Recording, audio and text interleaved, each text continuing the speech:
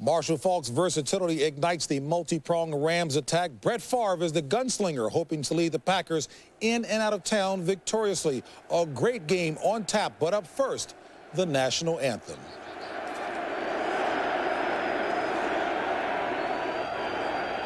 Ladies and gentlemen, the Rams and the Boeing Company ask you to please remain standing as we present the national anthem. Performing our national anthem is Billboard Magazine's top new country artist, ACM's new female vocalist of the year, a three-time Grammy nominee, country's newest superstar, Mercury recording artist, presenting Miss Jamie O'Neal.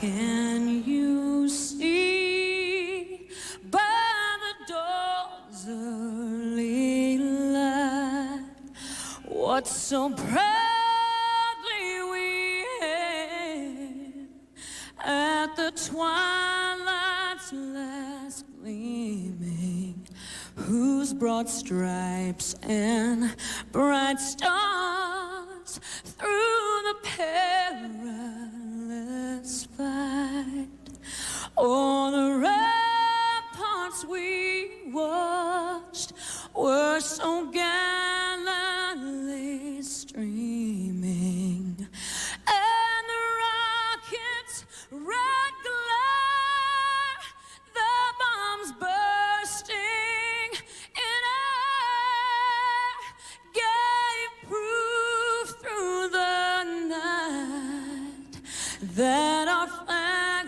was still there. Oh, say does that star-spangled banner yet wave o'er the land of the free,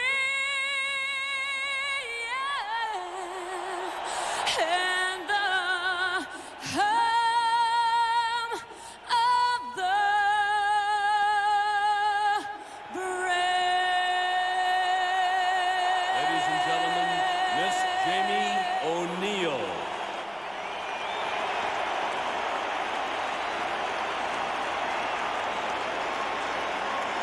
Ladies and gentlemen, in tribute to the Brett Favre is fun to watch. Favre stands in and throws. Touchdown, Bubba Frank. Boy, he zipped that thing in there. He put all the mustard on the block. That is a big, big play for this Packer defense. Today, Brett Favre takes his one-man show into St. Louis, the stage belonging to football's greatest show on earth.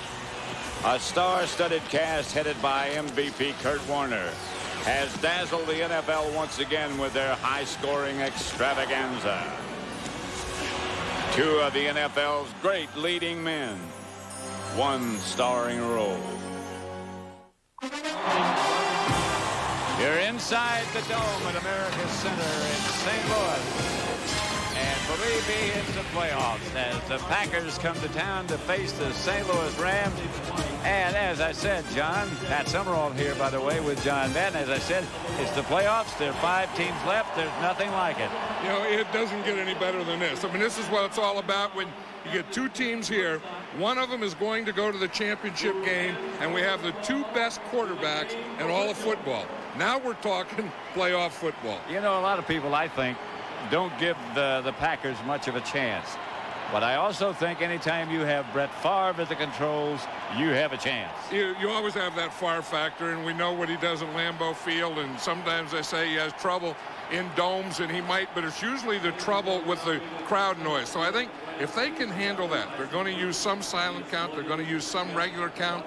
But the other thing he has to do that has always helped him is get Ahman Green going. I know that Brett Favre has bigger games and better games when this guy here runs the ball and catches the ball. He's going to be a big part of that offense today. Now, when you talk about defense, they have to match up because the Rams have so much speed. And I think today we're going to see the Packers use some 5 defensive backs, some 6 defensive backs, and even some 7 defensive backs with Allen Rossum as a linebacker. The Rams, when they have the ball, seem almost unstoppable. Kurt Warner, his voice seems okay. What do you think about them? I think they're the best team in the NFL, and they're going to have their work cut out for them today because the Packers and the Brett Favre factor we talked about. But Kurt Warner, we watched him practice the other day on Friday, and he was almost perfect. He's the most accurate quarterback I think I've ever seen, and the whole practice only 2 balls hit the ground. And he has a tool. I mean, he has the outside receivers. He can go the 3rd wide receiver, the 4 wide receivers, and I think that's what they're going to do. I think they're going to start out in attack mode. Mike Martz is that kind of coach. He's talked about using 4 wide receivers, maybe even starting the game with no huddle. Then on defense, they know what they have to do. They say, Amon Green is the guy that we have to take away. If we can stop Amon Green on the running and on those check downs, then we can concentrate on Brett Favre. It's going to be a heck of a game. John, let's go down to Ron Pitts. Well, guys, I talked to the Packer players before the game. They have that swagger and that confidence and this borderline cockiness, and the reason why they're very upset at what's been going on all week. They're tired of hearing about how good the St. Louis Rams are. They're tired of hearing about how good Warner is and the speed and Falk. They said, listen, we've got some MVPs. We've been to the Super Bowl. We've got some experience in the playoffs. They said the Rams have to prove they can beat us. We don't have to prove we can beat the Rams. One interesting note on Brett Favre, like you were saying, John, about the noise. He came up to me before warm-up. He said, how loud is it in here? You guys have done some games in here. How loud is it? He's obviously concerned about the noise, like when he goes to Minnesota and has to deal with that pressure. As far as the Rams are concerned, I talked to Marshall Faulk. Marshall Faulk said, listen, we're going to come out here. We're going to try to blow them out of the water right off the bat. We're not going to hold anything back. And he said the Packers will not believe how fast we really are. Pat Summerall, I think we're going to find out how fast everybody is right now.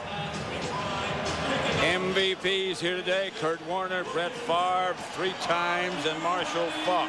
That's what you call a bundle of MVPs. One thing you might keep in mind is that the Packers have never lost a playoff game in a dome. Never. At the 6 is Rossum, and he's got a little alley. Whoa, that was close to being shot out of there like a bullet. Let's look at that Green Bay offense. Clifton, Wall, Flanagan, Rivera, and Tauscher. A good young offensive line. Schrader, Freeman wide, Green, Henderson, and Bubba Franks the tight end. First down, Green Bay at the Ram 31. The one thing particularly that Mike Martz fears about his team is their play on special teams. Everything else he thinks is in order. And I think this thing right here, this crowd noise, has always been a problem for him indoors. Favre back to throw, hits Bubba Franks. First down, Green Bay, fumble. And the Rams have it. Amon Green hit him. They're going to say he was down, I believe. I think so, and that's one of those calls, Pat, that's not reviewable. The official right there is pointing to the ground. And then when he points to the ground, that means that he's down by contact. Adam Archuleta comes in, make the first hit, and then you see Aeneas Williams in there second, then Tommy Polley, and the ball bounces out. But when the official rules down by contact, that is not a reviewable play. Jeff Triplett is the referee. First down, Packers. Not a fumble. Fake to Green. Favre going to work. Another first down to Bradford. And let's have a look at the St. Louis defense. Favre out firing. Wistrom, Skanina, Brian Young, and Chidi Hanatu up front. Ollie Fletcher and Don Davis, the linebackers.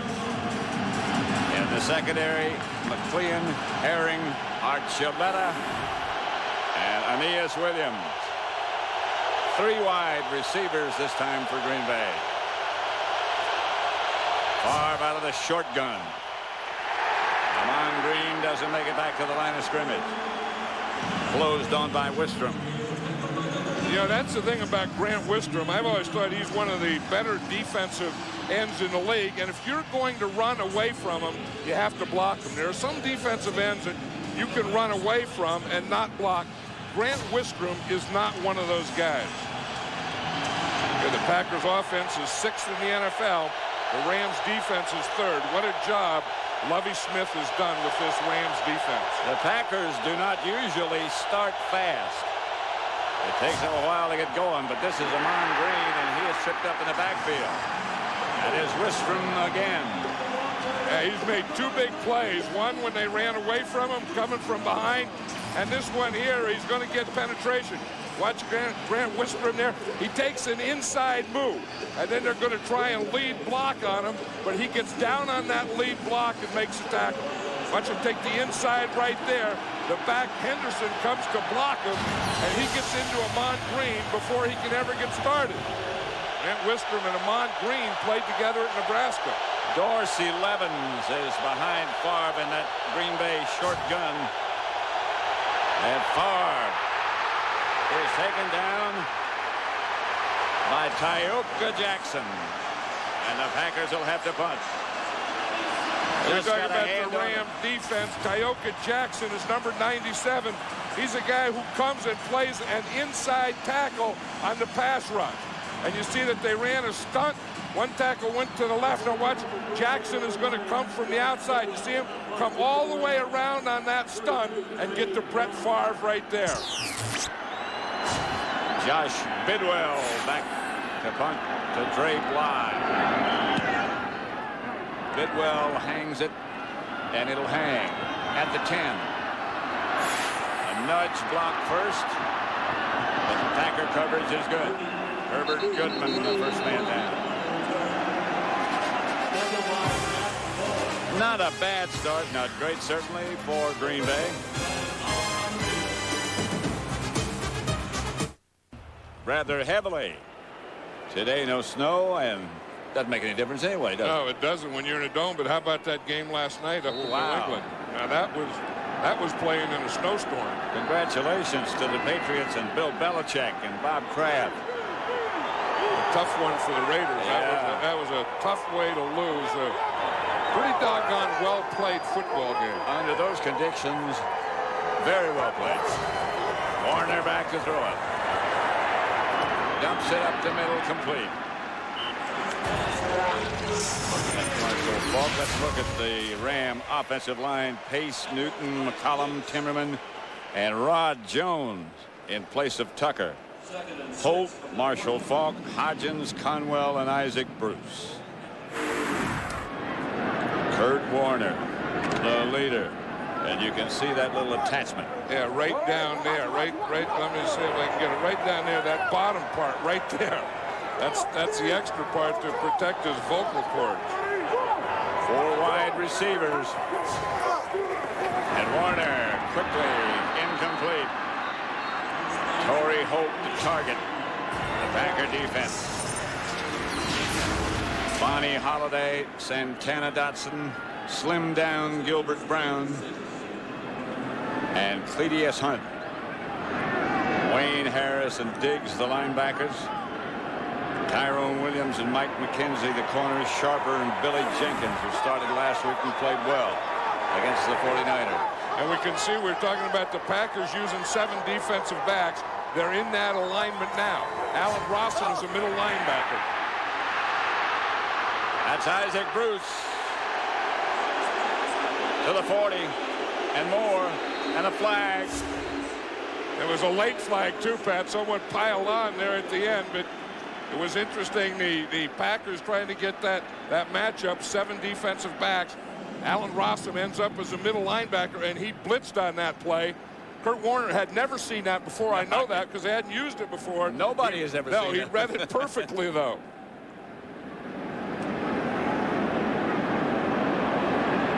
Against the Rams. I think that's going to be one from the spot. I think that was after he was down. After he made the first down. Of course, we do have a triplet game today. And what might that mean? Personal foul, number 60, offense and continuing action. Rod Jones 15 yards, still 3rd down. arrived a little late. Well, he's saying it was continuing action, that the ball wasn't down yet. There's Rossum's number 20 coming on the blitz. Kurt Warner reads it perfectly. And you can see right here at the end of the play, Rod Jones is number 60. You see it, he makes the hit. Now, I don't know that that was continuing action. I think that was after the play. So it's 3rd down. See, here it is right there. There's Rod Jones starting at right tackle. And they say that he made that hit after. But it was after, then it wasn't continuing action. So the Rams take a timeout. Third about a yard is what we have left. Brett Favre had a pretty good start. Then Grant Whisper made a couple of big plays. We were talking about the Rams, how Mike Martz loves to attack, and attacking to him means 4 wide receivers. That's what he just went into. The Packers are going to counter with the 7 defensive backs. The Rams nothing. The Rams first possession. It's 3rd and 2. And Gilbert Brown's in, so the Packers are expecting to run here.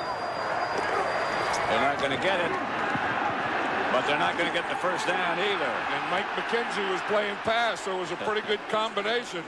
If you ran, you had big Gilbert Brown in the middle, and then out here you have Mike McKenzie. You watch, they start on the inside move. Torrey Holt starts to go in the inside. Mike McKenzie goes in the inside with him, and then back to the outside. Here's big Gilbert Brown. He's in there to play the run. Now, if they don't run, he is going to give you a strong, I'm talking about a strong push up the middle. Not a big pass rusher. In fact, last week against the 49ers, I think he got his first sack since 1997. He did. The kick is short. Rossum comes up, lets it bounce, and gets away from it. And it takes a Ram roll. Still for the Rams. It's their home stadium. That's fun when you do that and you're covering a punt. You get to walk down with the ball and stand over like that. You know nothing's going to happen. Nothing in the first. Now for your Pittsburgh Steelers.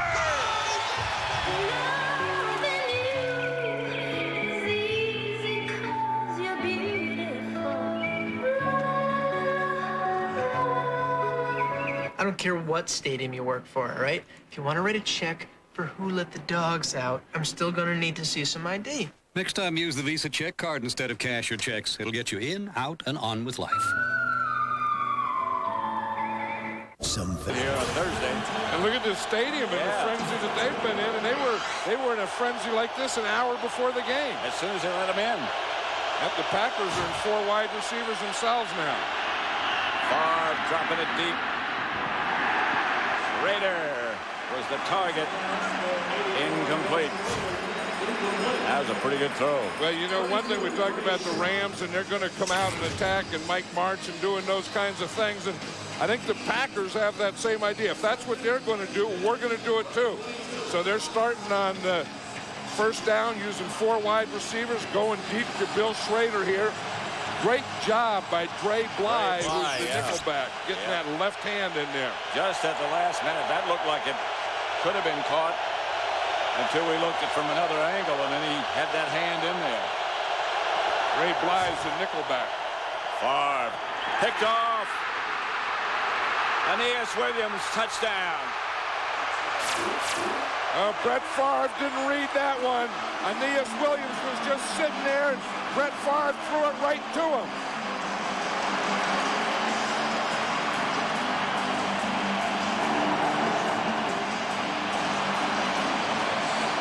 He thought, I believe, that Schrader was going to hook up.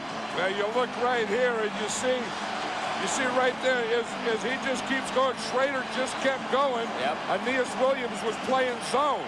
Aeneas Williams let Schrader go by and was just sitting there in the zone, the underneath zone, and Brett Favre just threw it right to him. Miscommunication, maybe. Right, if he threw it like that, he would have to think that Schrader was running a slant. Right. Extra point is good, and the Rams go on top 7-0.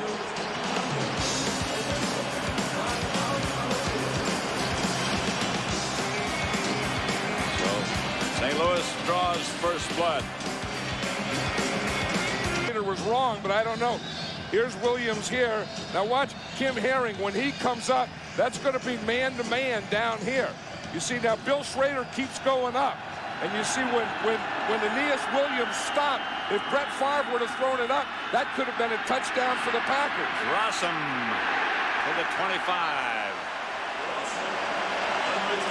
Aeneas Williams, that was his 4th postseason interception is only his 3rd playoff game. You know, and again, that's one of the big acquisitions in the offseason for the Rams. Is we talk about Lovie Smith came in here as a defensive coordinator.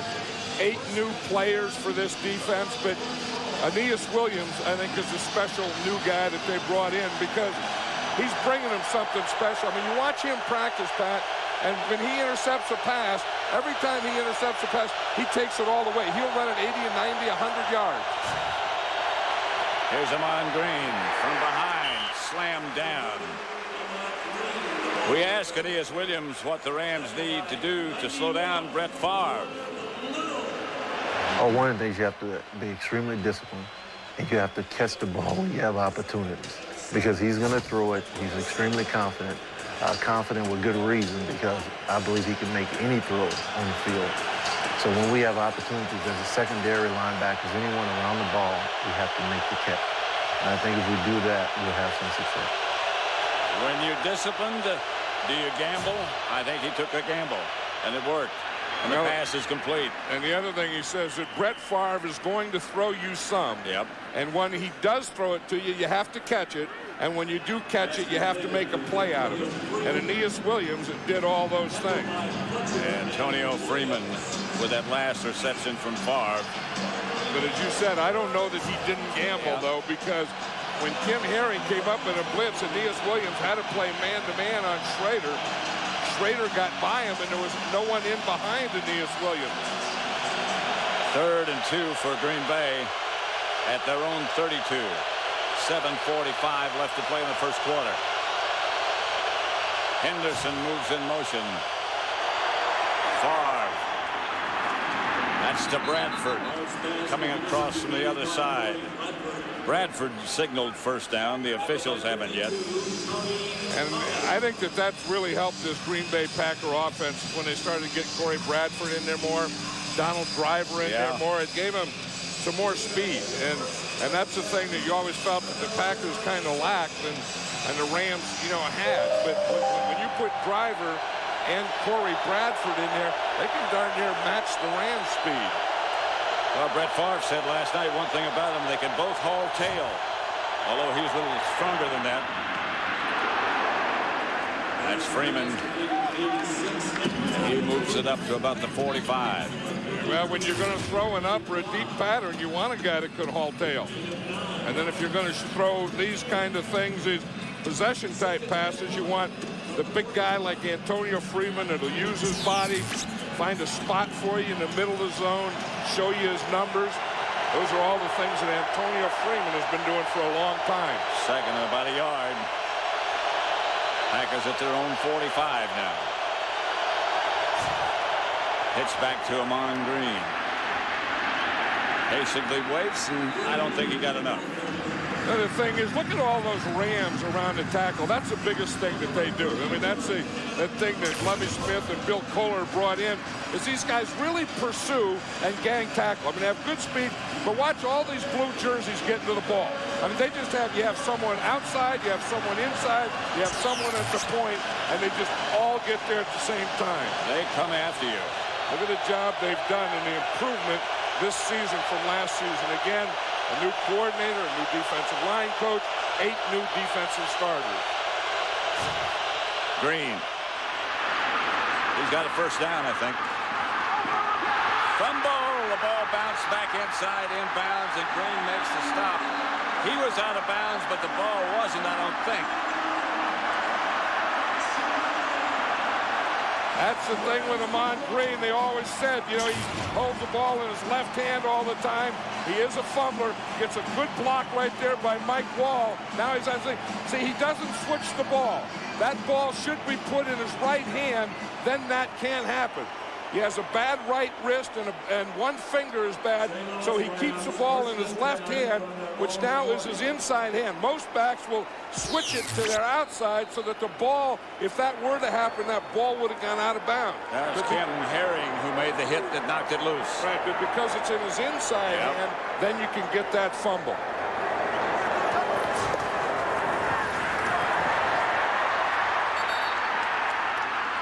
Nile Diggs all over Kurt Warner just as he turned around. Niall Diggs is going to come from the outside. You see him right here, and he's coming on a blitz. The tight end blocks down, the tackle blocks down. No one blocks Niall Diggs. And you see what Cletius Hunt did. Niall Diggs had him hanging up there, and Cletius Hunt came in and finished him out. 2nd and 19. This is about the only team in the NFL that doesn't mind 2nd and 19. See, and the Packers are in their 7 defensive back look. They call that dollar. Here's Warner. It hit Santana Dotson. Santana Dotson thought he had a touchdown. Didn't he? He juggled it a minute. That's the thing that they try and do. Those defensive linemen, if you don't get to the quarterback, then you want to get your hands up or get your body in his passing lanes. And that's exactly what Santana Dotson did on that play. So it's 3rd and 19.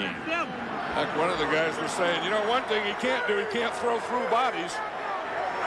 I think that's true. But Brett Favre may be able to throw through bodies. I think he might have penetrated a couple. Fumble. Intercepted by the Packers, Darren Sharper. Yep. Don't celebrate too much. You're down 7-0. It's a big game, but Sharper plays this very well. You see, because he has help deep, he's going to play underneath. You see, he's playing in a little trail position because he has help over the top. He can do that. He can play underneath, and that underneath or trail position right there will also put you in interception position. As intended for Isaac Bruce, but the Packers take over at their own 35. 4:44 left in the first. 7-0 St. Louis. And that wasn't a sharp read by Kurt Warner anywhere. Quick count. Corey Bradford, and Favre got it out there to him. Trey Bly just made the save. Yeah, I think the defense is still moving around. Watch them. They're not ready. Brett Favre comes up on a quick count. Yep. He didn't even take a 3-step drop. You see him? There's no one out there at Corey Bradford. Flipped it. Yeah, Trey Bly finally got out there. That's the thing that Brett Favre gives you. If you get someone out there and you don't put a defender out there, he's going to just take the ball and throw it out to him right now. That was very nearly a touchdown. Here's Donald Driver around the corner. Driver out of bounds. You know, I think there's greatest show on earth for the Rams. I think kind of upset the Packers a little, and they're trying to show them, you know, you want greatest show on earth, you want greatest show on turf, we'll show you something. If you don't cover, our guys get you. And they got Grant Wistrom on that time. You know, I was talking earlier about how Wistrom will chase, how he will chase and catch when the ball goes away. Watch Corey Bradford. Anytime you're going to make a play on a reverse, a wide receiver has to make the block, or someone does. That time, Corey Bradford made it. 3 straight weeks they've been successful with that play. But they caught Grant Wistrom chasing. Favre batted down, deflected.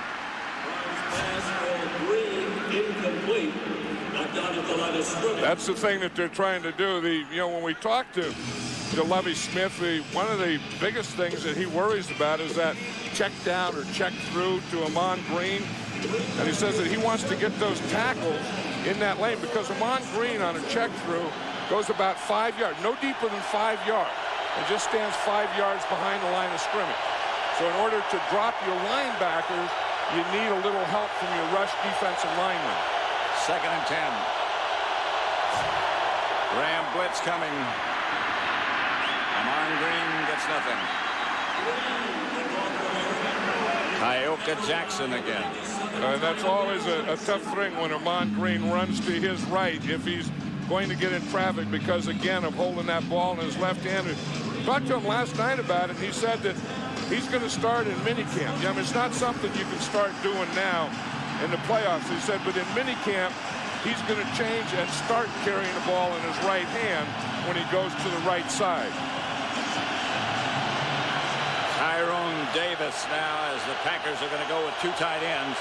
Green Bay has the ball control and St. Louis has the score. On 3rd down, Favre calls a timeout.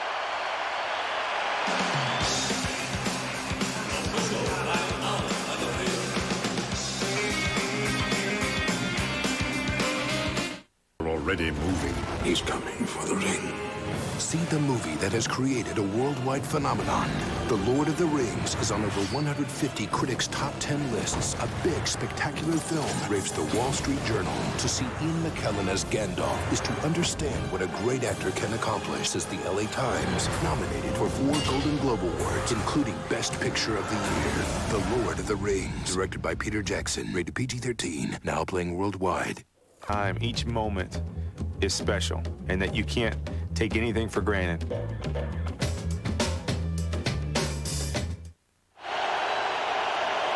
Should you need to be reminded, Super Bowl Sunday is just 2 weeks away. Catch U2 performing live on the E-Trade Super Bowl 36 halftime show right here on Fox. The big thing are who are going to be the 2 teams that are performing live. Here's the guy that got a block, Leonard Little, right there. Favre's pass is complete to Freeman, and Freeman jumps. They haven't called it touch. Now it's a touchdown. Just saying Leonard Little is the best pass rusher on the Rams. And you say you got to hit blocked, and they dropped him. They ran a zone dog. And you see Brett Favre reads it perfectly, but gets it out here to Antonio Freeman. He makes a little dip to the inside, and then he just sees the end zone and gives a dive right through it. Number 8, Ryan Longwell. That was a pretty good drive by the Packers. I'll tell you it was. Ryan Longwell for the extra point. And it is good, and in St. Louis, it's 7-7. 2:35 left to play in the first quarter. And the Packers didn't come here to take a nap.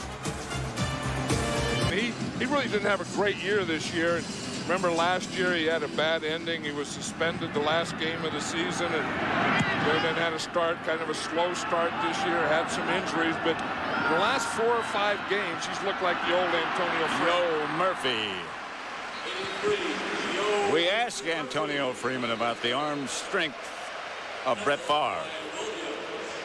I think the last pass I caught last week in the first round of the playoffs, crossing route, as soon as I cleared the guy, once I cleared him, I heard the ball, and I located it because I heard it, caught it, big gain, and the guy's got a cannon. There's no sense of me ever buying another ring or wearing my Super Bowl ring. He's dislocated probably every finger except for my thumb. He does throw it as hard as anybody ever has. And if Antonio Freeman keeps playing with Brett Favre, Brett will get the thumb. Warner gets to Falk. Digging for a little extra, doesn't get much. And that's the first time that Marshall Falk carried the ball.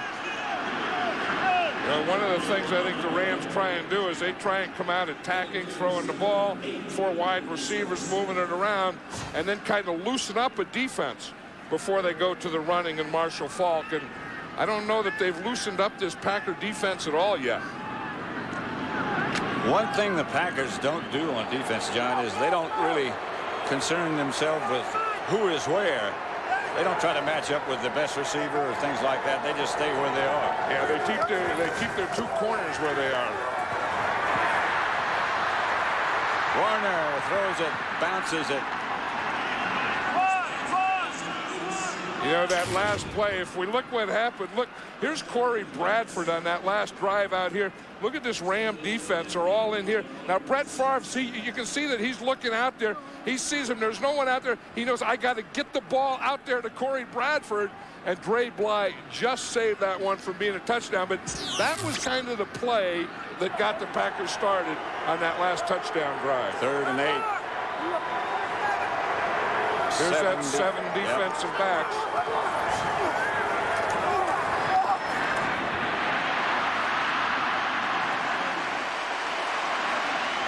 Oz Hakeem came open, and Warner hit him. That's the thing that they can do to you again. Oz Hakeem comes in as the 3rd wide receiver. Ricky Prohl is the 4th wide receiver. And you see, even though the Packers are using 7 defensive backs or their dollar package, they're still playing zone. Oz Hakeem just found that hole in the zone and stayed there.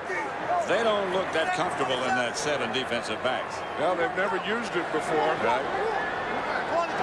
1st and 10 to Green Bay 49. The handoff is to Marshall Faulk. And I don't know if you're going to get him or not. To the 11. Baju finally brought him down. And that's the thing to do against the dollar. You just wonder when they're going to catch it, when they're going to see it, and they see that now if you got 7 defensive backs in there, that means that you only have 4 other players, defensive linemen. You have no linebackers. You have smaller guys. We'll get them blocked. We'll make a move on some, and then we'll get a big play in the running game. That's what you do. If they play base defense when you're the Rams, that's when you want to throw the ball. If they give you nickel, you can run it or throw it. But when they give you 7 defensive backs, you have to run.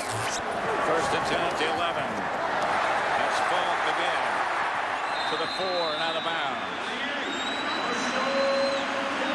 This is where the Rams are so explosive. You know, you think of them explosive with the receivers and Kurt Warner throwing the ball, and then you forget that this guy right here lines up here, and he gets a lead and a pull, and he can either run off his pulling guard right there or off his lead of the fullback. That time he chose his pulling guard. That's the end of the 1st quarter. With the score, the Rams 7, the Packers 7. This Fox NFL Divisional Playoff Special from St. Louis will continue after these messages.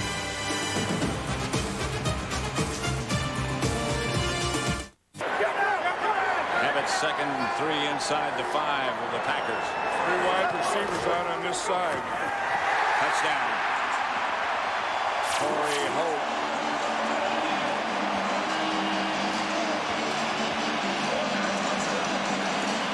Right, he made that look easy. As I said, 3 wide receivers to the right, and then here's Torrey Holt to the left.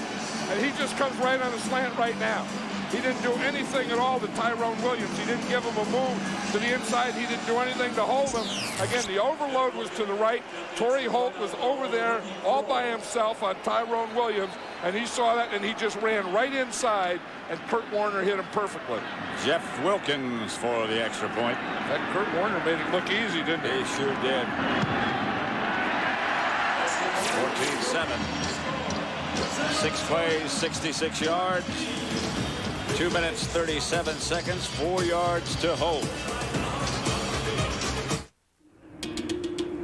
Where is it written that only a sports car can behave like a sports car?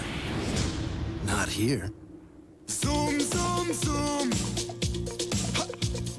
Zoom, zoom, zoom. Yeah, zoom, zoom, zoom, zoom. Yeah, zoom, zoom, zoom. Yeah, zoom, zoom, zoom. Hey, mom, what? The powerful 2-liter Mazda Protege. Zoom, zoom. Why should sports cars have all the fun? Surprisingly, your finer hotels don't offer hourly rates. Not to worry. With a bit of bravado and a keen sense of timing, Can I get some more chocolates? you too can enjoy life's little luxuries. Like the superb taste of Taco Bell. Great tasting, high quality food even the common man can appreciate. No, please open the door. I'm not decent! Open the store. You know I'm keeping the robe. Score a crunchy taco and bean burrito together, just 98 cents with better beef, beans, and tortillas. For a tasty deal, think outside the bun. No, I don't want to go yet.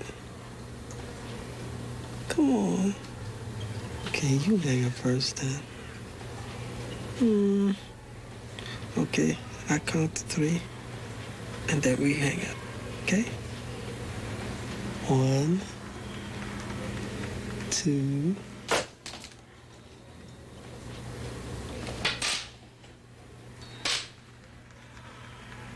The NFC Divisional Playoffs on Fox are brought to you by Mazda, who invites you to discover the sheer joy of motion. By Taco Bell, think outside the bun. By Computer Associates, the software that manages e-business. And by Beechwood Aged Budweiser, with a crisp, clean, and refreshing taste known only to the king of beers. Hard, sticky snow in St. Louis yesterday. And right now their Rams lead 14-7 over Green Bay. Allen Rossum back deep. Jeff Wilkins to kick it off. Rossum will have a chance. Not much of a chance. Bang backwards from the 20, but that's about where they'll mark it. Let's watch that touchdown again. I said there's 3 wide receivers out here to the right. Here's Torrey Holt here, but look how valuable that Marshall Faulk is. By him being here, that holds this safety, and now Torrey Holt can just do this. I mean, Marshall Faulk can give it all to you, but because he's there, you see that safety waiting and look for Marshall Faulk, and that let Torrey Holt just get wide open on that slant on Tyrone Williams. First down, Packers at their own 21. 22 make it. And Favre goes to work. Kellerman Green. About 8. You know, there's Torrey Holt there, Pat.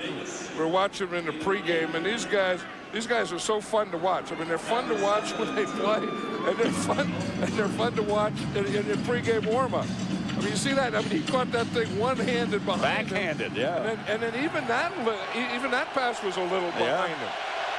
Usually Kurt Warner, he hits him right in stride. That one was kind of on his back shoulder. Wasn't that catch in the pregame warm-up? Seconds and short. Come on, Green. First down, Green Bay. Adam Archuleta is in there. That's the rookie strong safety. We talk about, you know, guys that have helped this Ram defense, and Adam Archuleta is one of those guys. This guy right here that's going in now is also one. We're talking about Gilbert Brown being the nose tackle for the Green Bay Packers and the run stopper. The guy on that side is Jeff Scanina, who is a run stopper for the Rams. First and 10, Green Bay. Here's far back. Pass is picked off. Intended for Freeman. That's Cam Herring. And Herring heads down the sideline. Herring out of bounds at about the 11. Inside the 10 is where they mark it. Cam Herring. Cam Herring came over from the Ravens in the offseason. This whole season, he only had 1 interception. Like Lovie Smith was telling us the other day that he told Kim Herring, you know, Grant Wistrom, a defensive lineman, has twice as many interceptions as you. You better start getting some. And he did right there. He watched Brett Favre all the way. He was just playing center field, just playing in a zone, and he just watched his eyes and got to jump in the ball. 45-yard return to the 4-yard line where they finally knocked him out of bounds. And that's what the Rams defense we're talking about, that Brett Favre will throw you some. When he does, you have to catch him.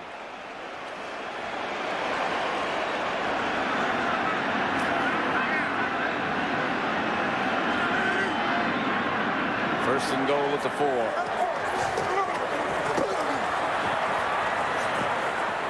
They're still at the 4. Marshall Faulk. You know, Marshall Faulk is really something special. I mean, they get into that MVP. Who's the MVP? Is it Kurt Warner? Is it Marshall Faulk? Is it Brett Favre? We're just seeing some great players here today. And I don't know. You know, someone asked me in the history of the game. In fact, Ernie Zampese, the passing guru and from the Dallas Cowboys, was here, and we're talking about all-time great players, and wondered if there was ever any back that you would take over Marshall Faulk. Ernie said no. Touchdown, James Hodgins, the fullback. You don't hear that name much when he puts up 6. He's the blocker, and when they get down in close, the Rams usually do that. It'll usually be someone like a Jeff Robinson, the backup tight end, or it'll be someone like James Hodgins. This is what they were practicing the other day.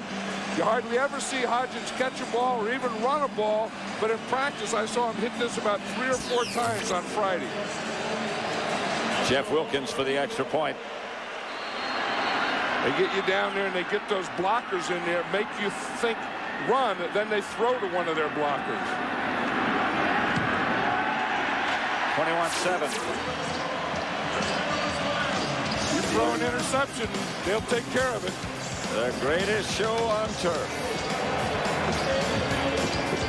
Marshall Faulk does a lot of things for this football team. And he's a very unselfish player. Yes, he is. We were talking about that with him the other day, that because it doesn't make any difference if he gets 5 or 10 or 15 or 30 carries or how many catches. It's about winning and losing. Rossum was at the 5. Flag on the play. A flag on the play. Rossum's gone. Forget about that. But the flag is back at the 30. Well, that's the area, you know, that Mike Sherman was talking about. You know, you see, we talk about offense and defense. Special teams can be big in this game, and it was big on that play, but there's going to be a penalty and bring it all back. That is tough.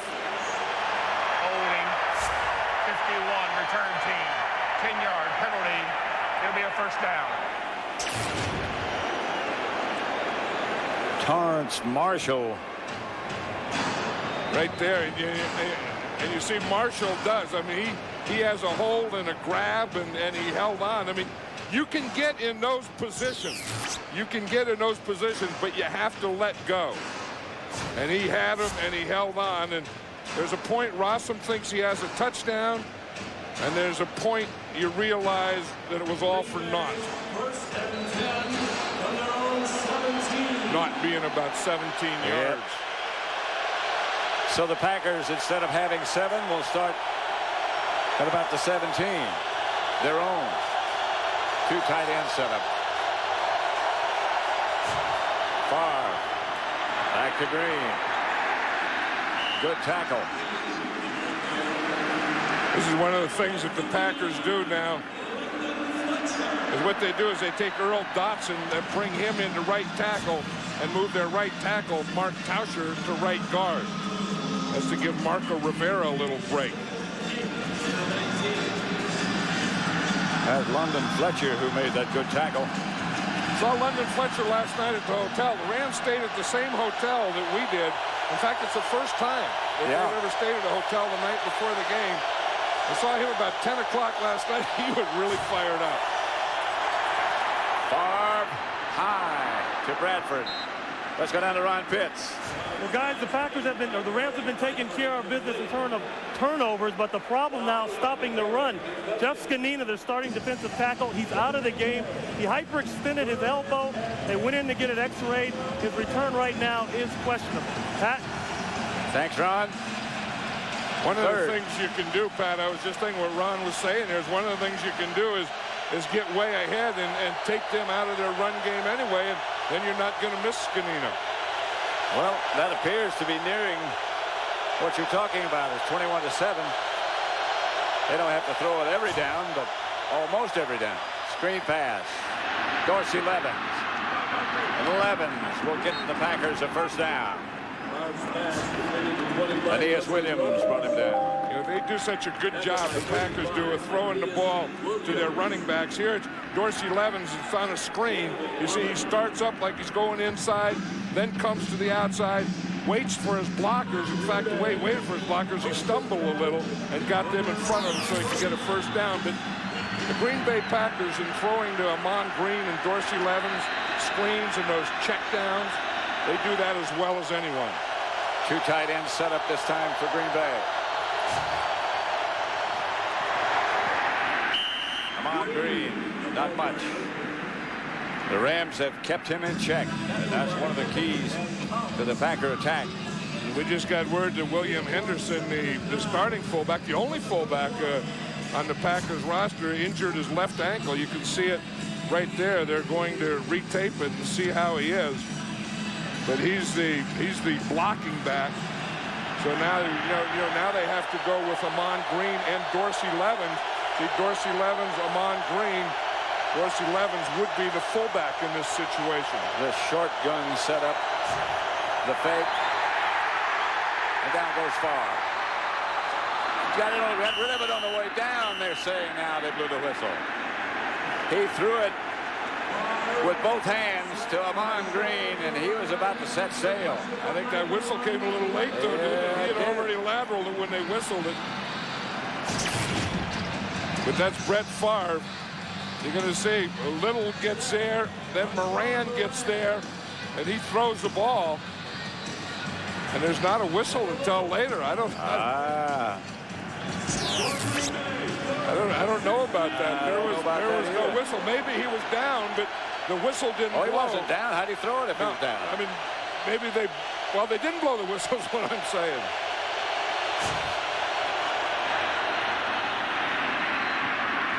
Levens outside the 35, not enough for the first. I think when you're an official in a Brett Favre game, you have to have a slow whistle. And then when you have a slow whistle and he does something like that, you have to let the play go. Josh Bidwell back. Dre Bly deep for the Rams. It's not Oz Hakeem anymore, is it? That was something that Oz Hakeem, every time the ball was in the air, every Ram fan's knees started to knock. I think sometimes Oz Hakeem's knees started to knock. That was about 6 weeks ago. Signals fair catch, makes it. And the Rams will start to work from their own 18. 8:54 left to play.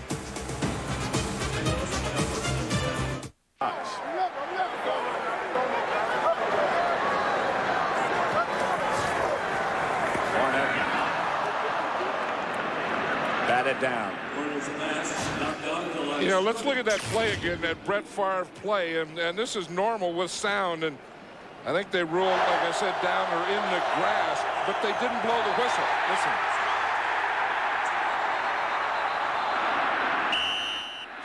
See, how late the whistle came. If he was in the grass, then the play had to be over, so they should have blown the whistle. In the grass, it's gone. Yeah, but that's what I think they ruled when they brought it back. They said that he was in the grass. But that's gone from the book.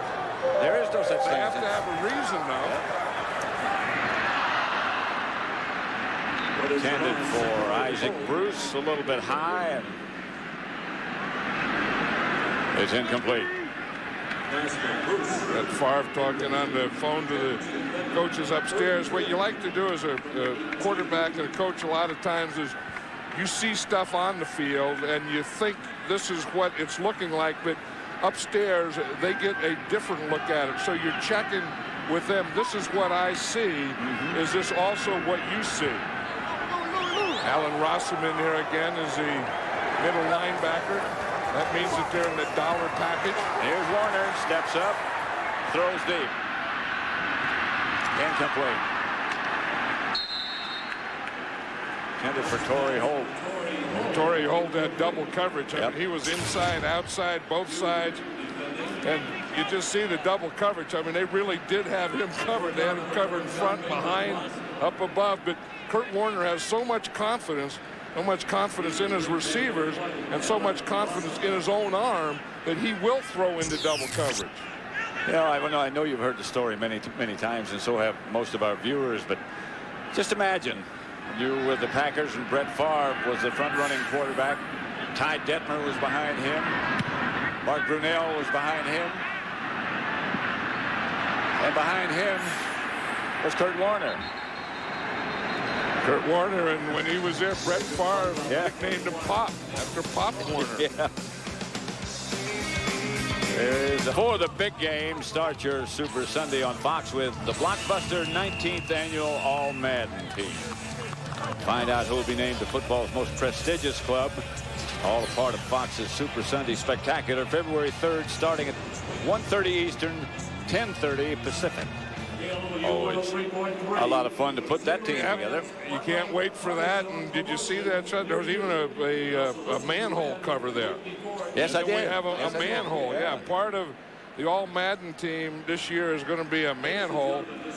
Part of the All Madden team, maybe should be this Jeff Scanina there. Well, except he couldn't get through that manhole. Well, yeah, because he had. You ever see his legs? I mean, he has the biggest legs, and they go all the way down. In fact, most legs go all the way down. No, but I mean, the bigness goes all the way down. He has the biggest cankles in the world. You see that area between your calf and your ankle? Cankles? That's called cankle. And he has the biggest cankles in the world. No one has bigger cankles, I'll guarantee you, in the whole world than Jeff Scanina. And that's where you get your power. I mean, when you push off with your cankle. We got a new one for the book. This guy's got a 38 cankle. Favre scrambles and throws and gets rid of it. Let's go down to Ron Pitts. Well, guys, as you can see, Kurt Warner hasn't hasn't been his usual self today. One reason for that, early in the first quarter, his back tightened up on him. Now, he didn't take a hit or anything. It just got tight. Right now, they've got a heat pack on the back, and they're trying to loosen him up a little bit, but it has started to show out there on the field. We'll keep a close eye on it. Pat?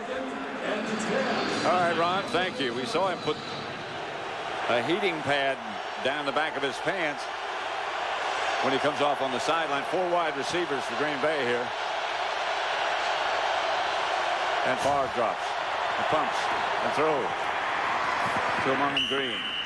That's the check down that Lovie Smith was telling us about the other day that he feared so much. And I think that worries him more than anything. Watch Amon Green, the way he does it. You see, he just comes here and goes no deeper, he says, than 5 yards. And the key to that is exactly what London Fletcher did. You're going to get it. You can't jump that thing before 5 yards. You drop in your zone, and when he catches it, you come up and make the tackle. And did you see him wrap his arms around? London Fletcher is a very, very good tackler. Here's Favre. And he's going to run. No, he's going to throw, and he does. Schrader. And Schrader gets out of bounds. That's Bill Schrader's first catch, and that's the thing that Brett Favre does so well, Pat. Like you said, he's going to run. You see, he makes you think that he's going to run, and then he's always wanting to throw. Even though he looks like he's going to run, he still looks to throw all the way until he gets to the line of scrimmage. That time he found Bill Schrader for the first time in the day. One of the first things he'll tell you when you talk to him is, I'm not a runner. Oh, and then he'll tell you how old he is and all this stuff. I'm getting old. I can't do this anymore. Brett Favre has never looked old. That's Amon Green, and he's got nothing. Rams have really done a good job containing him. Yeah, and again, it's Grant Wistrom. And, you know, and he's so good, you know, at that when the ball goes away. You know, we talked about that earlier, that if you're going to run inside, here's Grant Wistrom here. If you're going to run away, you better get him blocked. Now, you see the Packers tried to block him with Bubba Franks, but Grant Wistrom is so quick that Bubba Franks couldn't get to him. Because you have to do what? You have to get your head in front. He didn't get his head in front. Out of the shotgun. Favre stepping up, and throwing. Got Amon Green wide open on the sideline, and he's inside the 20. Yeah, we talk about Kurt Warner and how he could throw with accuracy. No one could throw with more velocity than Brett Favre. He starts to run again here, and again, you can see Amon Green just waiting, just stopping, knowing that the longer he goes, the deeper the defense is going to get. See, he just runs right out of that group and just makes the throw on the run. He can make the throw where his feet are in any position. First down, Green Bay at the Ram 18. Favre dumps it over to Amon Green. Half hook shot from Favre to Green. Yep, and Adam Archuleta is there to make the tackle, and that's what they like about the rookie. But watch the way he throws it. This is like a hook shot. I mean, he just comes over the top. He gets it to Amon Green. Now again, Amon Green is going to catch those things, but you have to tackle him right there. London Fletcher did a couple plays ago. Adam Archuleta did on this play right here. Maybe he got a half a yard. That's because of good tackling. Schrader hastens in motion, and Favre drops the throw. Incomplete. Looking for Amon Green. You can see the pressure that they've been putting on Brett Favre. He's been sacked 2 times, hit 4 times, hurried 3 times, and intercepted twice. And again, most of those pressures are coming when he's in the shotgun because they really are pressuring him in that formation. Big 3rd and 9 coming up. That's Lovie Smith, who's put this. Lovie Smith doesn't blitz a lot, but when you get inside the 20, this is an area that he does like to blitz. They don't appear to be coming. Nope. Nope. And Favre fires to Freeman. He dives, and he's a little bit shy of a first down. In fact, they only rushed 3. They dropped Tyoka Jackson out, and what they do is rush 3, and they drop a tackle out to take care of that check down. Here comes the Green Bay field goal team. And watch 97 right here. You see, he's dropping in that area where if there were a check down, it would have been in that area. Then the rest of the defense can play without worrying about it. Ryan Longwell will give it a shot from 28 yards out.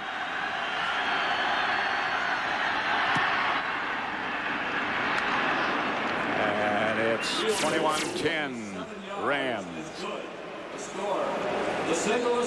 Get complete playoff and Super Bowl coverage at the official source, superbowl.com, or America Online, keyword superbowl.com.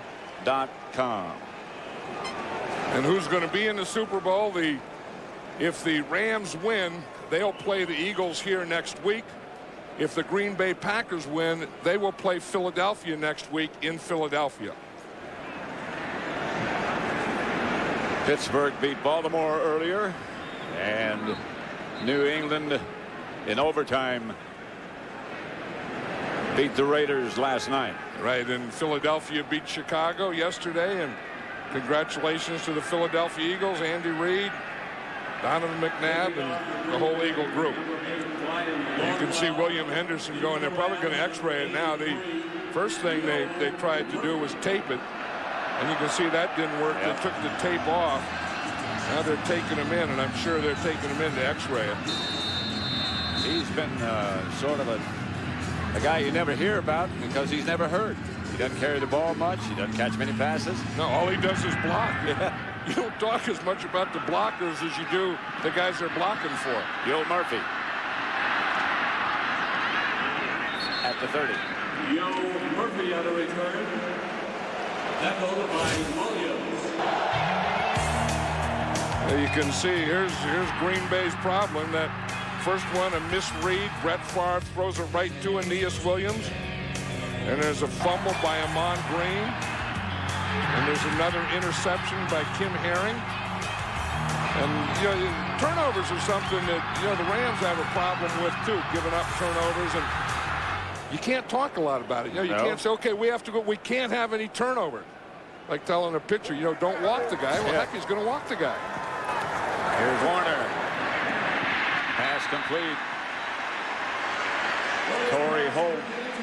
Warner's back didn't look like it was bothering him on that one. I mean, that's the way he looked in practice the other day, where, he throws not to his receiver, but to where his receiver's going. He throws to a spot, and he threw it perfectly to that spot that Torrey Holt was going to.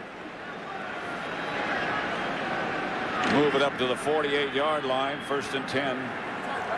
3:35 left to play in the first half. 18-yard gain on that last completion.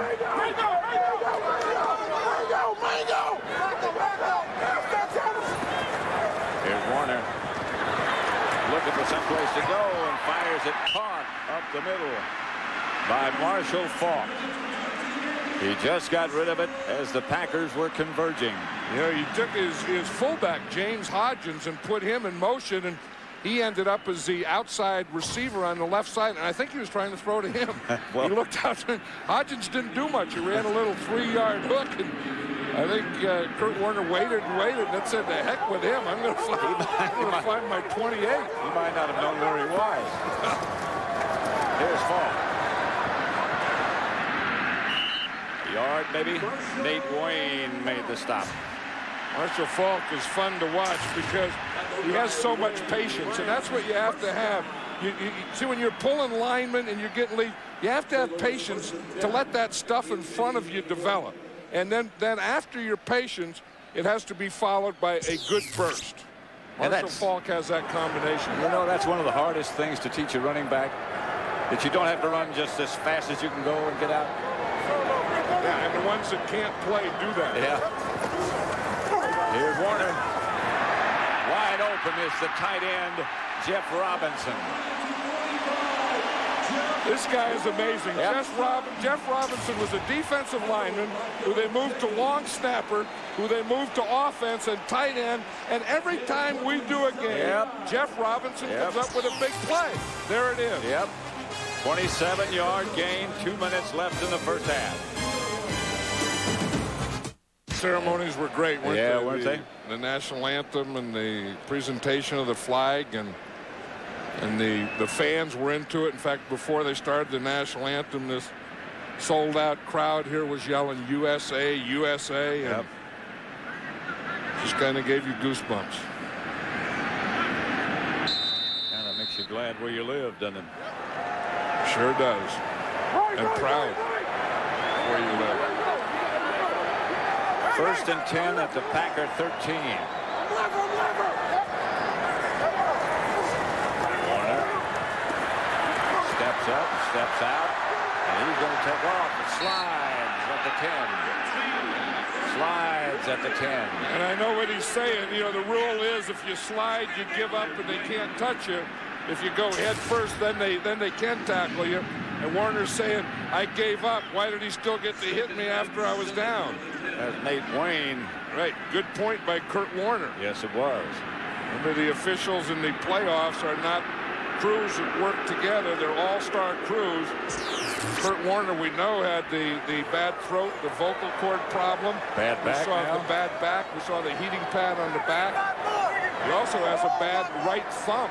Ernie Conwell, the tight end, lined up in the backfield as they get it to Oz Hakeem inside the 5. Hey, that ball comes out of there quickly, doesn't it? Boy. I mean, those guys run that slant like Oz Hakeem runs there, and Kurt Warner puts the ball right on him or right now. I think what he did is he got a blitz there, and that was what you call a hot receiver. When you see it coming, Kurt Warner knows there's going to be one free for him, and he better get rid of the ball before that free one gets to him. He seems to know always where that hot read is. 3rd down. That's Ernie Conwell, the tight end, who gets the carry. Only Mike Martz. Who would get down to the goal line, be 3rd and short, and run a reverse to your tight end? He can make a first down without scoring. That's it. Here comes Ernie Conwell right here. Darren Sharper makes a good tackle. Yeah. And from the second of contact, there was no more forward motion by Ernie Conwell, and that stopped him for that first down, I think. They're going to measure. I think Darren Sharper. I think he stopped him short. Coming up on the Visa halftime report, JB, Terry, Howie, and Chris will have first half analysis. Plus highlights of today's other playoff games between the Baltimore Ravens and Pittsburgh Steelers. Also a live two-way with Hugh Douglas of the Philadelphia Eagle. The Fox Sports stickers keep you up to date with up to the second stats. This is a big thing. Ernie Conwell didn't get that first down. Great tackle by Darren Sharper. But again, you know, the Rams, they're going for it here. And you know it's going to be some kind of trick 'em. I don't know that this will be trick 'em. I mean, I think it's going to be the play. When you get down here in your 4th down, it has to be the play you have the most confidence in. I think in their case, it could be trick 'em. Well, yeah, but it could be a pass to a Jeff Robinson or again to a Hodgins or a lot of movement. They were sending the tight end Jeff Robinson in to block in the middle. And then they were going to run the ball to Marshall Faulk. And now the field goal team comes off. 62 offense. 5-yard penalty remains 4th down. Now that made the decision for Mike Martz, as you say, Pat. That was Adam Timmerman, the right guard. Up to offsides. Now that shouldn't happen. I mean, that shouldn't happen on short yardage, goal line, at home. I mean, all those things. There's no way that your guard should be jumping. Well, Timmerman played for both of these teams. Maybe he was a little anxious. And there he is. Well, he was anxious. I mean, there's no doubt about it. You can't say, well, he didn't hear the count. There's no excuse for that. Wilkins is good with the field goal, and it's 24-10. I'll tell you, though, maybe that helped Mike Martz on that decision. Maybe he goes for it on 4th down and doesn't get it. Yep. Then you say, well, you should have kicked the field goal. When Adam Timmerman jumped off sides, that took the 5-yard penalty, and then there was no more decision for Mike Martz. Coming up on the Visa halftime report, JB, Terry, Howie, and Chris will have first half analysis plus highlights of today's other playoff game between the Baltimore Ravens and Pittsburgh Steelers. A live two-way with Hugh Douglas of the Philadelphia Eagles. The Fox Sports ticker will keep you up to date on the stats in all the playoff games. Look at Mike Martz here and Kurt Warner talking about that last series. He's probably saying, where'd that 3rd down call come from, Coach? That reverse to the tight end of the goal line. I told you to trick him. I don't know. I mean, they're too good to have to trick them to a tight end on the goal line when they have so many other weapons. Yeah, but when you talk to Mike Martz, you know, you can almost smell the wood burning, because you know he's thinking about something that he forgot about, or something he's going to do in the future, or how to run practice next week or something. You know something's going on. This is Todd McBride. At halftime, they'll be talking to Hugh Douglas, and Hugh Douglas and all the Philadelphia Eagles can be watching this game, and their coaching staff, because they know they're in the game next week. They know they're in the championship game, and they're going to play the winner of this game. Well, you remember opening Sunday of the season, we did the game between the Rams and the Philadelphia Eagles, and the Eagles came very close to beating them. Remember one of the, they did, and they blitzed him a lot, and they got all over Kurt Warner. Remember after last week's game, the Packers and the 49ers, one of the first things Brett Favre said, the Rams aren't a lot of problems, but one of the problems are they can score 50 points. And if you look at halftime, they're darn near halfway there, aren't they? Can do. They just let it run out, and the score at halftime is going to be St. Louis 24. Green Bay 10. That's the end of the first half with the score of the Rams 24, the Packers 10. This Fox NFL Divisional Playoff Special will continue from St. Louis after these messages and a word from your local Fox station. The creators of the Rams to make it back to the Super Bowl for the 2nd time in 3 seasons, up by 14 at the half, as we bring you back to Los Angeles for the Visa halftime full house here in Los Angeles. 3 Packer turnovers have led to 14 points by the St. Louis Rams, and they're on top right now by the score of 24-10. Fellas, your thoughts about the first half? Just so ironic, we came in talking about Favre and Warner and Falk and all the great offensive players, and yet it has been this Rams defense that has gotten it done, a defense that's given up 200 fewer points this year than last. Lovie Smith just doing a tremendous job. Yeah, and conversely, I think the Packers have played good on defense, too. If you had told the Packers you'd hold the St. Louis Rams to 151 yards and 1 for 5 on 3rd down conversion, you say they were doing pretty darn well. Yeah, you take away the interceptions by Brett, which was great coverage. That brand new single tandem, safeties in, safeties on top, takes away crossing routes and deep posts. And I tell you, great job once again, throwing a lot of love to Lovie. Single tandem. One here and you got one there. Speaking of taking things away, the Pittsburgh Steelers didn't find out until late that Bettis was not going to be playing, but... Well, bad reaction to a pain-killing injection. In other words, they hit a nerve. All right, go back, looking for Shannon Sharp in the end zone. Brent Alexander set 2 interceptions on the day, then Zeraway in for a 1-yard touchdown run, his second. 2 touchdowns on the day for him. Then Jermaine Lewis making this game close and exciting. Watch out, Lynn Swan. That's 88 yards. Down the sideline it goes, JB. Touchdown, 20-10. Steelers over the Ravens. And then Cordell Stewart back. Plaxico Burress, good zone route. Getting right in between the safety, underneath the corner. Touchdown, 32-yarder. There you go, Coach. Bill Cowher, all excited. I'm excited. The city of Pittsburgh's excited. Here comes New England. 27-10's your final. I'm excited. Matter of fact, Pittsburgh will be hosting New England in the AFC Championship game. Chris, your thoughts about Baltimore and Pittsburgh? Well, you know, you just watch these Pittsburgh Steelers, and it's last year we got so addicted to this Ravens defense, and then this may be the greatest of all time and all this stuff. And Pittsburgh this year may have been at least as good, maybe even better, because they're so athletic on the defensive side. You know, I was really hoping to hear Chris mention just a little something about Cordell Stewart, but we might get to that later, right? I'll throw Cordell some love. You'll throw him some love. All right. I love Cordell Stewart. You know what? We're going to throw a little love the way of Hugh Douglas, the defensive end of the Philadelphia Eagles, of course, victorious. He will be talking with us when we come back. Up next, and the score right now at half. Green Bay trailing St. Louis 24-10, but we know Brett Favre certainly is capable of not doing as much as he did there, throwing it to Aeneas Williams, who scores. Back with more in a moment. Starts at 8, 7 Central tonight on Fox. We all know that the great players will make the big plays in the big games. There's so many great players. You know, Brett Favre was always good in the playoffs. Well, the first person that comes to my mind is Franco Harris, Walter Payton, Jack Lambert, Emmitt Smith. Especially Joe Montana. So cool. They feel they can make that big play to get their team through. Certainly Bradshaw, Johnny Unitas, John Elway. Iceman, guys that step up huge. This is where legends are born. Playoff games.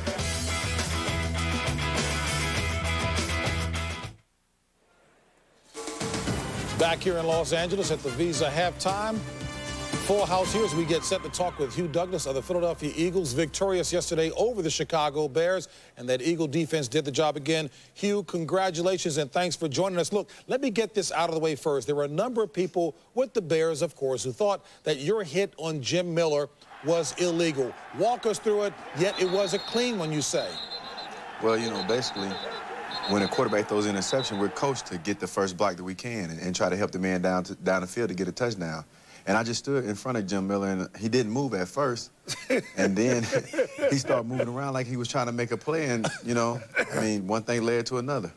You know what? I saw that, and you know, and it's unfortunate, but it's a great football game. We want to congratulate you. I want to ask you from an offensive standpoint, how impressed were you with Donovan McNabb and the great job he did, and how important is it as a defensive player standing on that sideline watching a guy take control like that? Well, you know, I was very impressed with Donovan's play, but he knows that we're only going to go as far as he takes us. He knows that you know, he has to put this team on his back and carry us into the playoffs, and he's just stepped up and he's done an outstanding job, and it was just great to see him do his thing out there, you know. He threw one interception, but it didn't faze him or anything. He just went out there and played a great game. Now, Hugh, I know this Rams game's not over yet, but your defense was one of the few that actually had success against the St. Louis Rams. What did you guys do in that ball game to slow these guys down? Well, you know, we do what we do every week. We just blitzed them. We just came after him, and we didn't give them the opportunity to sit back in the pocket and pick the receiver he wanted to throw it to. We just really got after him.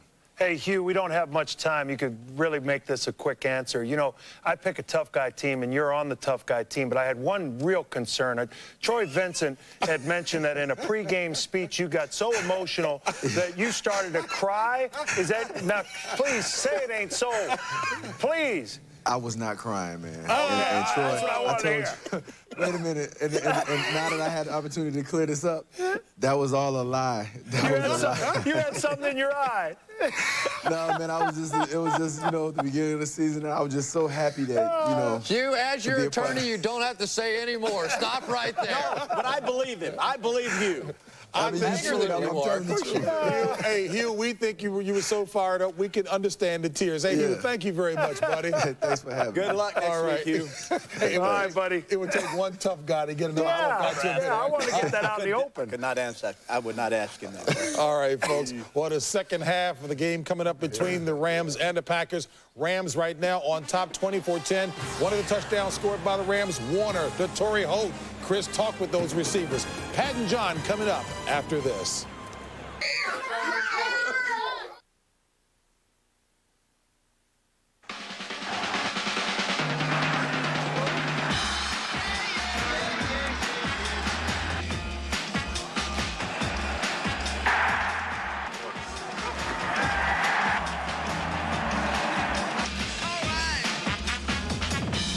In St. Louis, the Rams lead the Packers 24-10.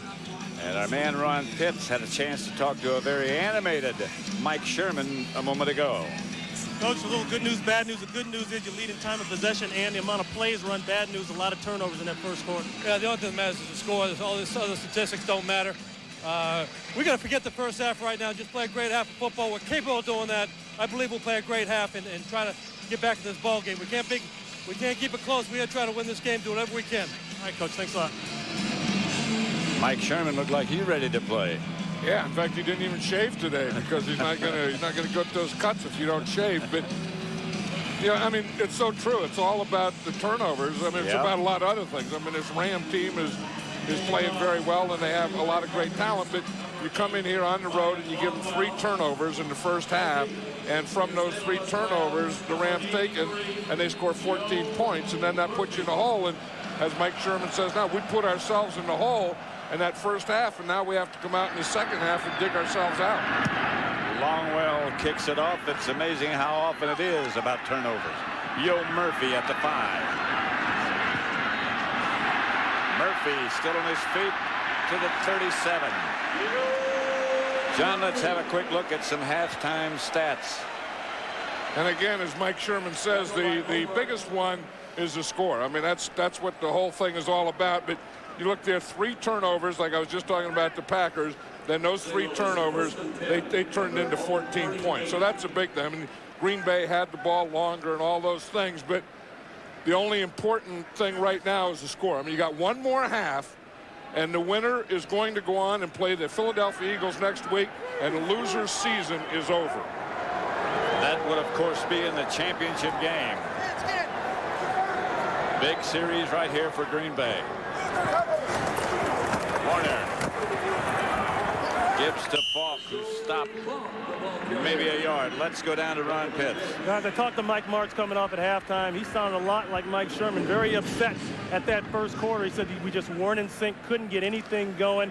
He was happiest about the last drive. He said we're finally in the groove we need to be. He said we got to come out and stop having the mental errors in terms of offensive line protection. He said that's where the breakdown has been coming. That's it, Pat. Back to you. Marshall Faulk. They usually would like to have him touch the ball in the upper 20 times, but that hasn't been the case today. Here's Warner. Incomplete through behind. Isaac Bruce. 3rd and 10. And usually if they don't get the ball to him a lot in the first half, they will in the second. Let's look at Kurt Warner's passing chart. You see, the 2 touchdowns right here and right here were both just short passes under 5 yards. He's really only completed 2 of the deeper, both about 20 yards. And then you can see his other passes and completions and incompletions are right around the 10-yard area. So I think that's part of the thing that Mike Martz is a little upset about. They haven't gotten the ball deep, and their passing game really hasn't gotten in sync where they just kept it going. Warner with time throws it short of a first down to Oz Hakeem. And the Rams will have to punt. You know, that was part a big of it, defensive series for the Packers. Right, that was. And that defense was that dollar package or that 7 defensive backs that we were talking about. And I don't know that the Rams have really figured that out yet. I know that it's something that they didn't expect. They couldn't have expected because the Packers haven't used it before. Todd McBride, he's one of those 7 defensive backs. In fact, he's the nickel or the 5th one that goes in. I think he got the wind knocked out of him. Usually when you take a knee, it's usually worse than that. I think the wind knocked out of you, just kind of walk off the field, you know, bent over like this. Well, he started that way. I know it. And then I think he probably figured there's something worse, and he took a knee. Yep. Took an up. Then he got up after you take a knee.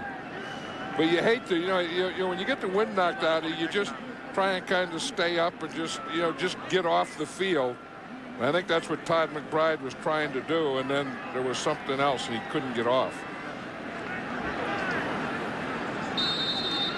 John Baker back to punt to Allen Rossum, who broke a kickoff for a touchdown, called back by penalty.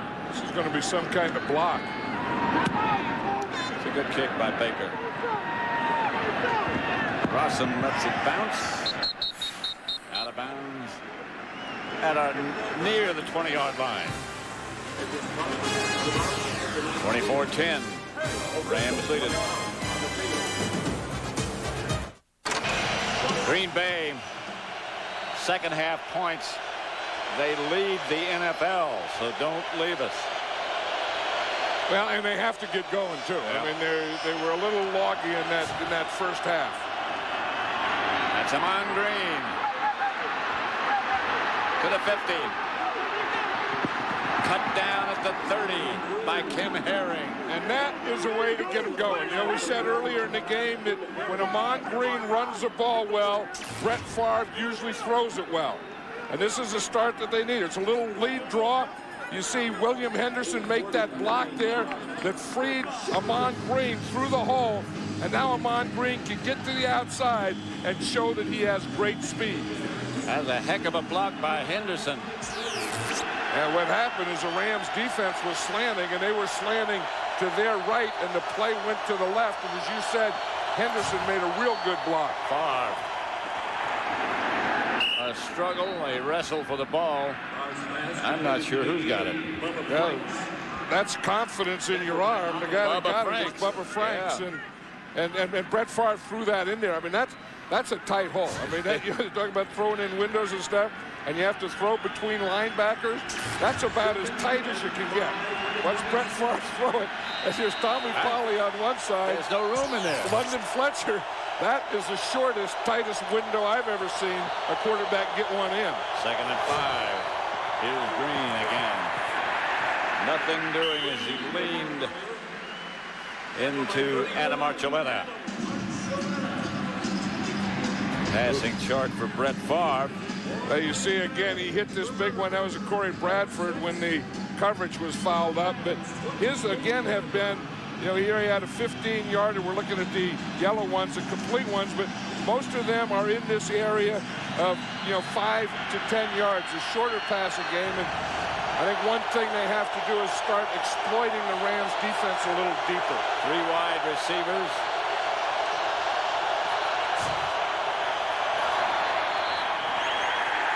Pass was caught by Antonio Freeman, who lost the ball, and the Rams are off to the races. That's Aeneas Williams, and if he's not down, that's his 2nd touchdown of the day. They're signaling touchdown. I don't see any official back here saying down by contact. There was an official there, but he wasn't pointing to the ground. But just Aeneas Williams is just going to take it from him. Antonio Freeman is going down. As he's going down, Aeneas Williams just takes the ball right out of his hands. But Aeneas Williams is down as a result of contact after he's got the ball. You see, he just takes it right there. And then the ball doesn't hit the ground. I don't know that he does get touched after he gets control of it. You see, when he's having the contact yet, he doesn't have possession or control of the ball yet. Green Bay has challenged. And now he has it, and he's long gone.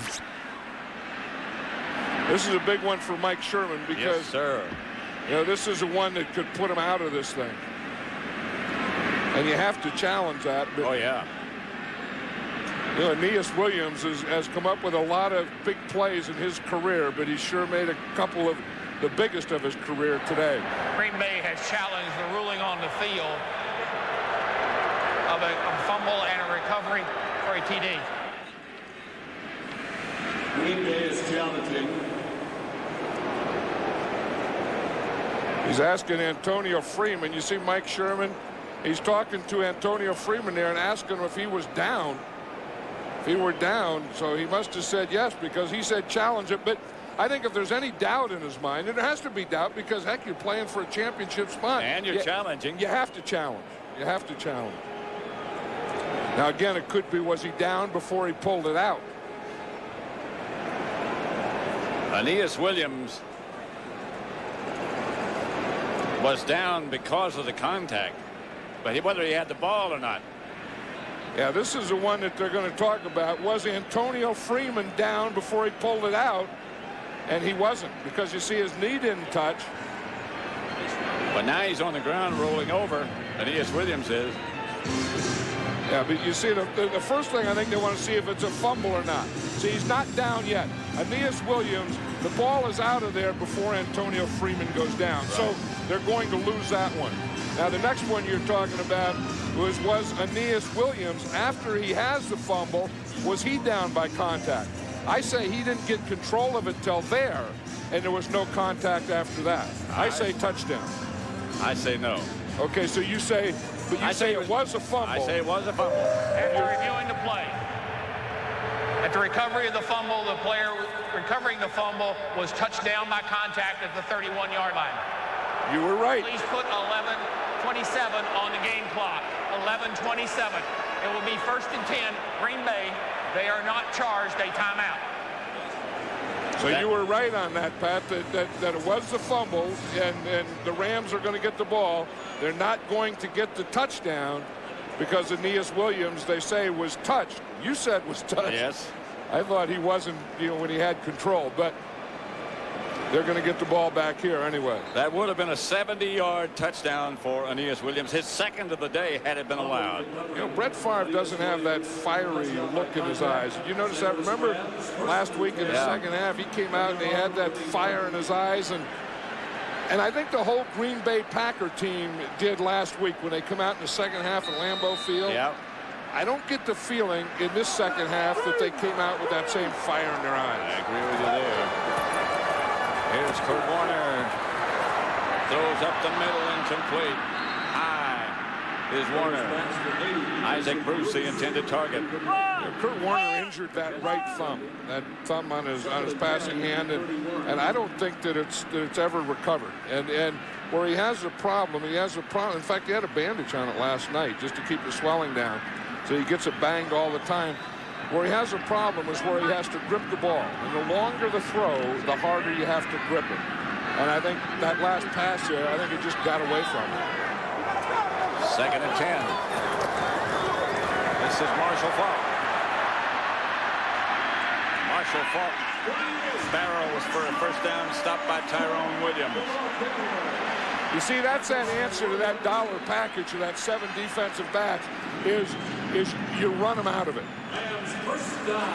What you do is you pass a team out of their base defense, and you can see when they go, all their defensive backs here, and they have these guys are defensive backs, so they only have 4 linemen, and they have 7 defensive backs. So the thing that you want to do, get away from those linemen. Now you got your big blockers out on defensive backs because linebackers are out of the game, and the defensive backs are playing their positions. Here's Warner dropping and throwing deep. And it's caught by Torrey Holt at the 5. What a play. Roll right, throw back left. I said the other day in practice, 2 balls hit the ground. This pattern, this play was one of them. Watch Torrey Holt here. He gets an inside release, and he's going back to the corner. Kurt Warner rolled to his right, bootleg to his right, and threw it all the way across the field. This is not only the depth of it, the pattern here, but it's all the way across the field. That is a perfect throw. Torrey Holt, that's a definition of concentration, but what Kurt Warner did by rolling right, he was rolling away from the direction that Torrey Holt was going. This is a St. Louis timeout. This Friday, witness the greatest tale of betrayal, adventure, and revenge the world has ever known. The Count of Monte Cristo, rated PG-13, starts Friday. I'm Emmitt Smith. I'm Emmitt Smith. I am Emmitt Smith. I am Emmitt Smith. No, really, I am. Worried that the you shopping online really isn't you? That's why Visa's introducing Verified by Visa, a new security service that will help protect Visa cards from unauthorized online use with a personal password. This service is only available on select Visa cards issued by participating banks. I am Emmitt Smith. Please. To learn more and to check if your card is eligible for this service, go to visa.com/verified. At America's Center. Todd McBride hit it off. Todd McBride is a big loss because they have to match up with receivers, and Todd McBride is the 3rd corner for the Packers.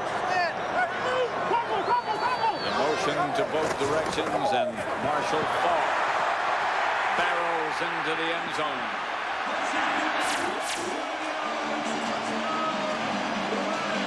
Didn't take him long.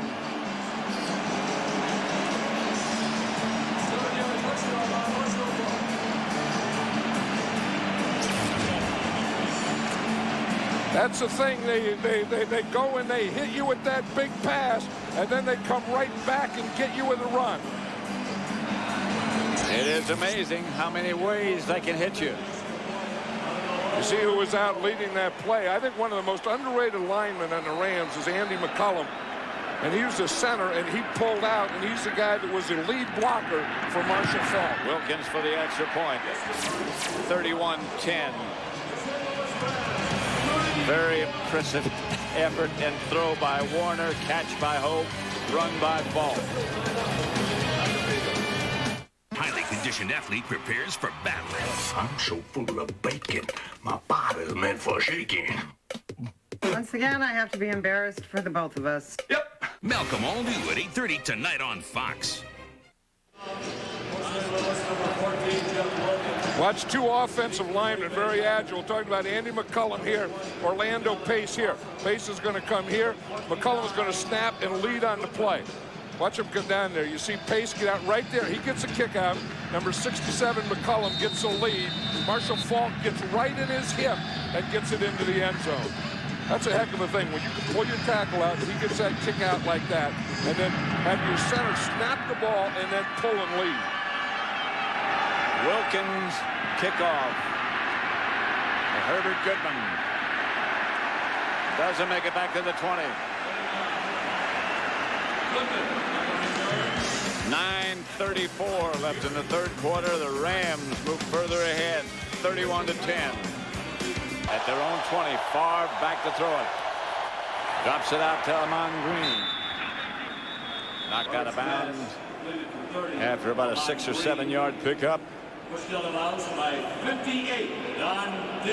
goes back to those turnovers, doesn't it? That they, Packers come in here and it's tough playing on the road, and then you're playing against the Rams, who are really the best team in the NFC, and I feel they're the best team in the NFL, and you get some turnovers, and you get down, then it's an uphill battle, then you got the crowd, and this is about as tough a job as Brett Favre is ever going to have to win this thing.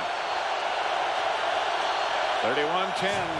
Favre fakes and rolls and going deep, and he's got Bradford, but he just overthrew him. He did, and Aeneas Williams was the guy that was on Corey Bradford. Bradford might have pulled something. Well, when you run that fast, you do tend to pull things. I would never know. No, I wouldn't either. Wouldn't you like to just try it sometime? Some of these guys have run it. I've tried it. 9.2. It doesn't take. Someone else's body, I mean. No, you get someone else's body and you run a 9.2. And as we saw Corey Bradford, he just ran off the field, too, or walked off the field. He got back to about the 20-yard line and then went off. So maybe it's just to catch a blow, but he's not in there now. 3rd and short.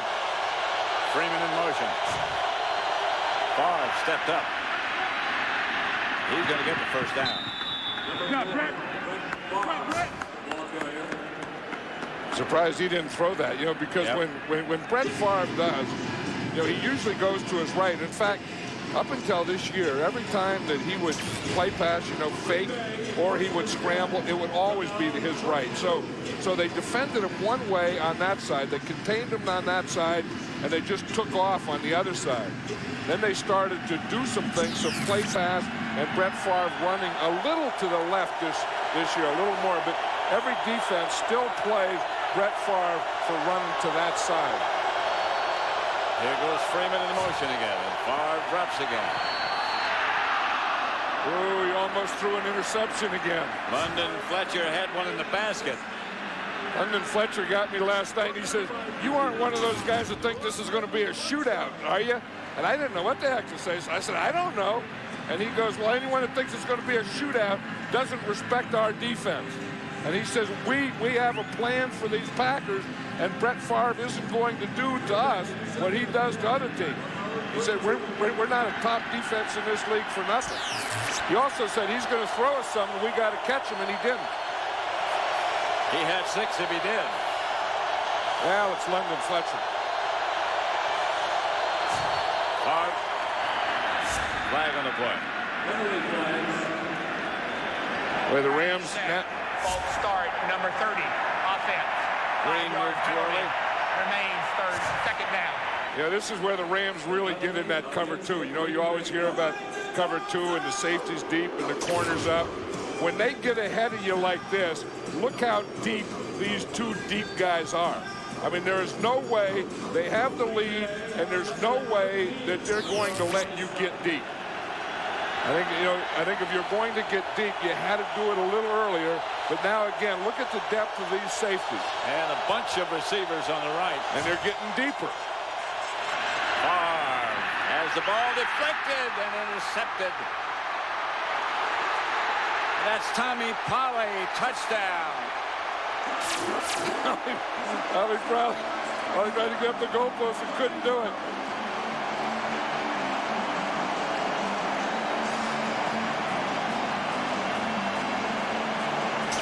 I tell you, this Ram team isn't all about offense. It's also about defense. And you look right there, Grant Wistrom got the ball up. It was a low throw because it didn't even hit the top of his hand. It looked like it hit his elbow. Yeah. Then it came off, and Tommy Polley was right there. Tommy Polley looked like he was trying to lateral to London Fletcher, and Fletcher ran right by him to block. Watch Grant Wistrom right there get up in the air. It was his right arm that deflected it. Then he comes back and makes a block. Put a player, Grant Wistrom. I mean, Tommy Polley gets the touchdown. Grant Wistrom gets an assist. Wilkins' extra point is good. And it's 38-10. Rams leading. What? Access SuperBowl.com now on America Online. Get complete playoff coverage and vote for the Super Bowl MVP at AOL keyword SuperBowl.com. This is William Henderson of the Green Bay Packers. There are two things I want: a victory over the Rams and our troops serving our country to know how much we appreciate them. We salute you all. And a special hello to Staff Sergeant Lee Harris and Michael Cooper, my family. Too many weapons? That might just be true. And I think when you include those too many weapons now, Pat, and you talk about the Rams, you have to include defense. And you have to include turnovers. Yeah, but it's a defense that got the turnover. Right. I mean, they made those turnovers. Line drive, kick, bounces away from Rossum, bounces into the end zone, and he'll have to down it there. I mean, just like that last touchdown, it was Brett Favre throws the ball, Grant Wistrom hits it, knocks it up in the air. Tommy Polley gets it and runs it in for a touchdown. So they're making those things happen. I mean, Grant Wistrom is making that happen by not letting the ball get by him. And he makes so many things happen. I mean, this guy is a heck of a player. Yeah. And, I mean, he's not in the Pro Bowl. And I think when you look at a team guy that, plays against the run, rushes a passer. I mean, heck, he has a couple interceptions this year. I mean, he does stuff like that, like he just did on that last play. Grant Wistrom does that all the time. Favre gives to Green. On Green, past the 25 to about the 27. When you get down to where you're eliminated if you lose, you cannot have miscues. Today, they have haunted Green Bay. And then sometimes one leads to another. Yeah. You throw one right off the bat. Aeneas Williams gets it. You get down 7-0. Now you're playing uphill. And you force something else, and you get another one, and the snowball just starts going downhill on you. Favre trying to throw a screen pass, I believe, but there's nobody out there to catch it. Flag on the play. And I'll tell you, Mike Wall, his guard, number 68, didn't help him by putting his hands up in the air. Wall was out there for the screen, but he was showing, not me, not me. And I think they realized, well, if not you, there's no one else there. I think he was trying to find Amon Green, but I think Jeff Triplett. He fell down. I think he wears a brace or something, the referee, Jeff Triplett, doesn't he? You look at, he looks like he has those rib pads on that quarterbacks wear. But he'll get it straightened down here. Illegally downfield on a forward pass. 58 offense. 5-yard penalty. Remains second down. Oh, so Amon Green goes down, and it's Mike Flanagan as the center. If you just watch 58 right here, he got bumped downfield by William Henderson. But there was no receiver out there either. I mean, they could have got him for either one of those things. I I used to have a center, Dave Dalby, who always went downfield on a screen. Did he always get called? Yeah, because he would go forward, then go out in front of it. Favre gets it up the middle of the field to Green, who's hammered by Tommy Polley. I think Tommy Polley's been one of the biggest surprises of this Ram defense. I mean, they came in and they thought Mark Fields was going to be that linebacker, and Mark Fields got hurt. Tommy Polley started playing. Every time they put him in there, he would make plays, and he played well. And, you know, the thing that impresses me about this Ram defense today is when you get into big games and you get in where you're going for championship, you have to tackle well. And the Rams have tackled very, very well. Extremely well. You're right about that. Here's Favre dropping the throw. And throws deep to Bradford. Incomplete. Dre Bly right with him. And right with it. And the Packers will have to punt. And the Rams got him on the run now. There's Lovie Smith, who, you know, again, we talked about what a great job he's done with this defense, but also a very good guy. You know, and you know, we talk about their top corners and Aeneas Williams and Dexter McLean, but Dre Bly has made some plays today. He sure has.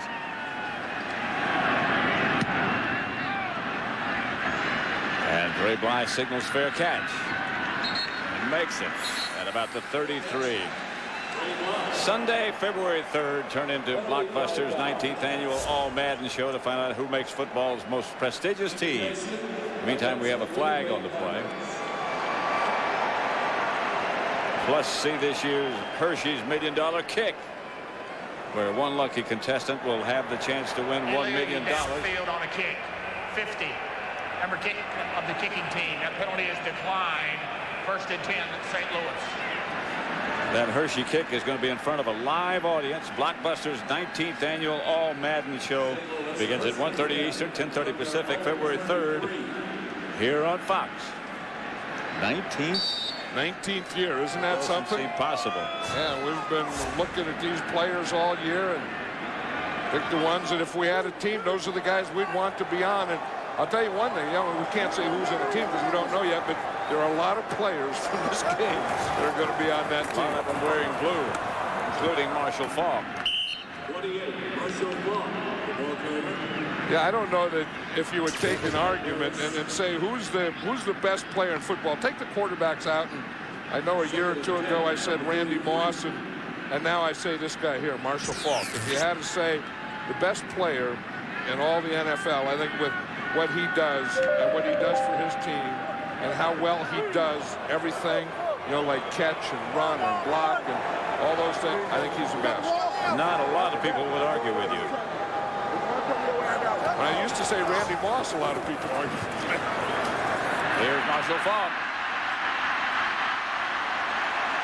to the Green Bay 45. Sharper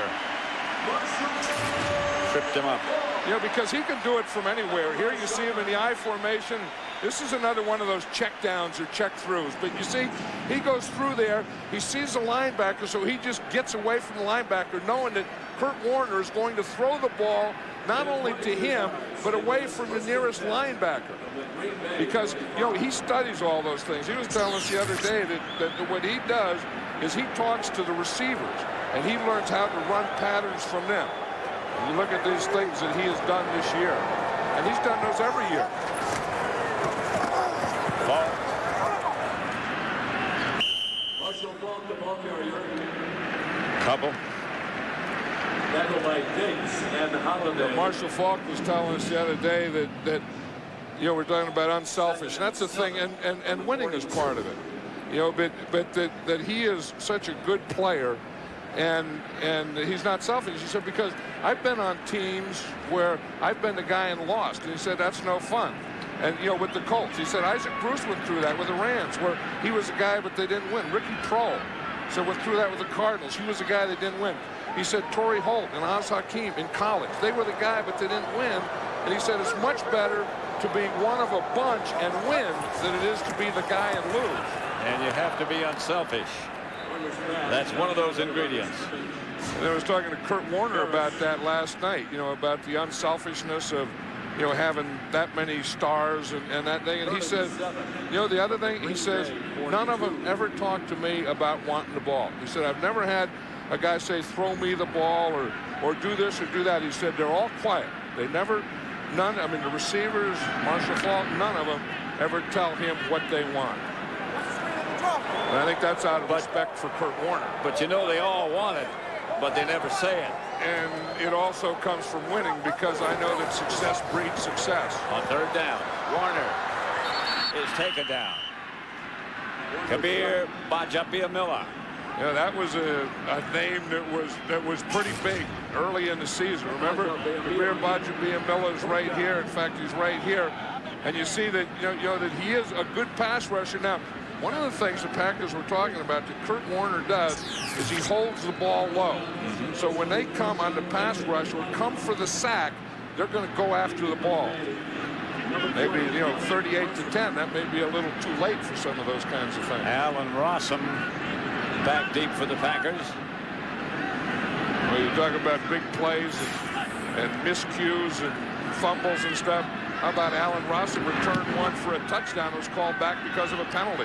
Baker, his punt is fielded by Rossum, and the Rams are right there. They're going to give the Packers a long way to go. One of the guys down there that we're talking about that's playing very well on defense is also on special teams is Tommy Polley. Yo Murphy made that stop, but Tommy Polley has done certainly his share. 38-10 with 3:29 left in the third quarter. Polley. Well, that's a question. It shouldn't be a question mark, though. It shouldn't be Polley want to. I guess it is a question. Yes, it is. Yeah. Polley. I thought it was like Polley want a cracker. Like he's saying he's Polley and he wants a cracker. He got one. Amon Green spins for a couple. And there, I was going to say quietly, Grant Wistrom is having a real good game. But I guess we've been talking about him from the first series, so it's not too quietly. I read a book that his mother wrote. His mother, Kathy Sassy Wistrom, wrote a book on Mrs. Wistrom's ABCs, what I learned raising 3 All-Americans. Pretty good. Not many people can make that statement. 3 All-Americans. That's Amon Green. Packer first down. Stopped by Aeneas Williams. Well, Grant Wistrom is, of course, playing here for the Rams, played at Nebraska. His brother was a tight end who played at Nebraska this year. And then his other brother is a high school coach. And I've talked to Grant Wistrom over the years, and he says what he wants to do when they all retire, all 3 brothers want to coach the same team. Amon Green played at Nebraska as well. Look again how deep these safeties are. Favre tried to drop it over to Bubba Franks, but Bubba's hands were tied. Well, this defense now is making Brett Favre and the Packers go for the short stuff because they have everyone deep. The linebackers are deeper, the safeties are deeper, the corners are deeper, and then again, who's the guy that makes his play? Tommy Polley. We were just talking about the All-Madden team. We may have to sneak Tommy Polley in there. It may be revised. They slide him in, find a place to slide him in. That's Amon Green. Amon Green gets it out for another Green Bay first down. Remember, I had a coach in college one time when he got in a situation similar to this, although we weren't there too long. Look at this group. Yeah, there's our pregame guys. You'll forgive me for my blunt language, but he used to say very slowly, it's time to reach down in the old gut bag. Yeah, but I think it's not deep enough, is it? I don't think so, and not when you're playing the Rams at home. I think you'd have to reach in that bag a lot earlier than this. Favre fires, caught by Brad Schrader. Made the leaping catch. Look how deep London Fletcher is. We're talking about how they're playing their linebackers deeper, and London Fletcher being the middle linebacker, and he was about 20 yards deep. Watch him. He's going to line up right here, but he's going to end up way back here. but when he sees pass, he just turns and runs. He's about 10, 15, about 20 yards deep. Of course, it didn't do him any good because the ball went right over his head. He's only about 5'9" or 5'10". Boy, that was one of those far whistlers. Tight spiral. Here's Dorsey Levens.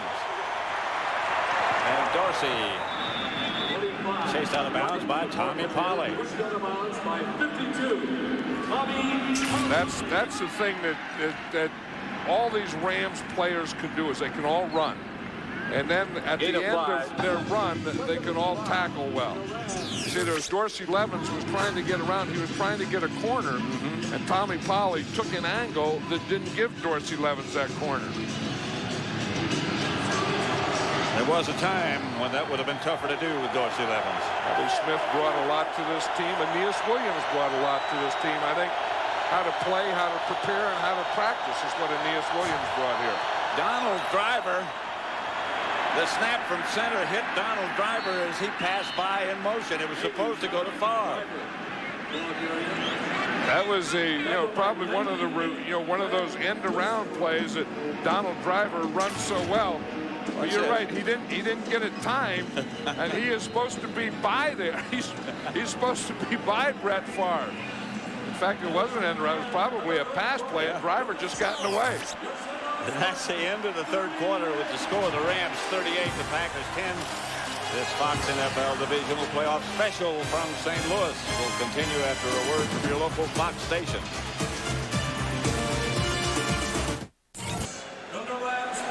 Because the Rams fans know that if they win today, they get another game here. They'll play a championship game next week.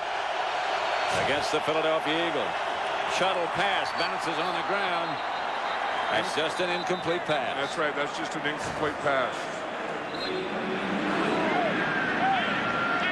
You know, you look at this thing, and you don't like to bring these things up, but it's a fact that Brett Favre on grass, his winning percentage is .786.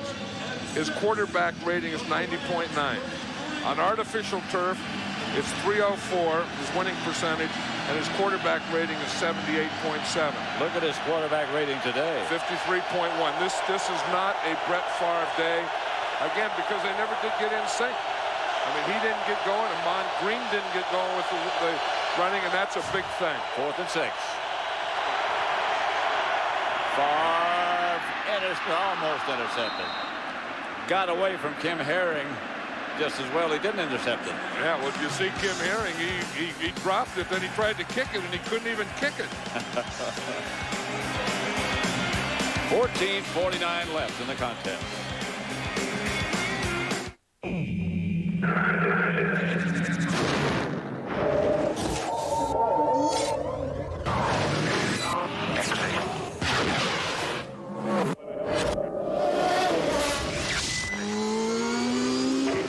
Ever wonder how the race car driver gets to the race car?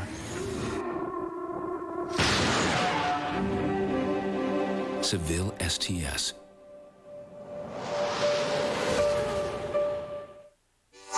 There's a light in your soul that says you're one of a kind. Don't never let it go. Be original, an individual. Like Dr. Pepper.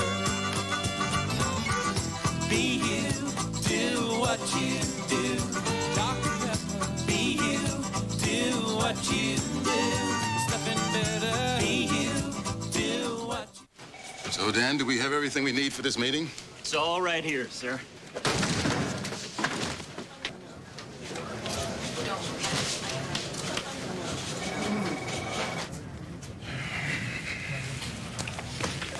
Is your data backup as reliable as it should be? Don't worry, sir. He told me everything. Ours is. Bright Store Storage Software from Computer Associates. The NFC Divisional Playoffs on Fox are brought to you by Cadillac, official vehicle of Super Bowl 36. By Verizon Wireless, join in. By Visa, it's everywhere NFL fans want to be. And by Dr. Pepper and your local Dr. Pepper bottler. Be you, nothing's better. Dr. Pepper.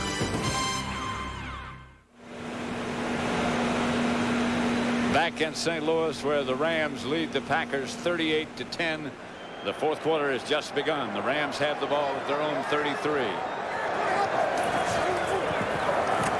That's Marshall Faulk.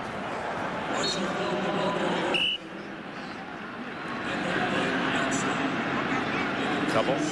The NFC Championship, if St. Louis wins, and it appears they will, Philadelphia will be here next week in the Dome. If Green Bay wins, Green Bay would go to Philadelphia and play the Eagles in the championship game back in Philadelphia. You know, it'd be interesting what the Eagles are doing today. The Eagle coaching staff, I know the players will probably be off unless they list weights or something, but I wonder, you know, how do you start? Did they start working on the Rams, or did they start working on the Packers? I imagine they worked on both. Yeah, I mean, you still have to have something in your mind. This is what's going to happen. Again, yeah, I mean, you're not going to zero in on the team you don't think is going to win. And of course, as you said, this season started out, and our first game in the regular season was the Rams at the Philadelphia Eagles. And the Eagles had a legitimate chance to win that game. There's a heck of a coach right there, Bill Kolar. And I think that, you know, we talk about Lovie Smith and some of the other guys that have come over here, but this guy's a defensive line coach, and to watch him coach, you know, they say players have a motor that goes 110 miles an hour. Well, this guy has that kind of motor, and it transcends right into his defensive line. I mean, those guys run more in a practice than any defensive line I've seen in the history of the game. That's Oz Hakeem on the end around, or the flanker around, or the wide receiver around.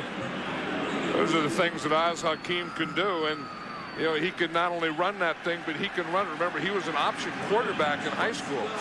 Sometimes they'll start a play like that, and Oz Hakeem will come, and then he'll run an option play, and he'll be like an option quarterback.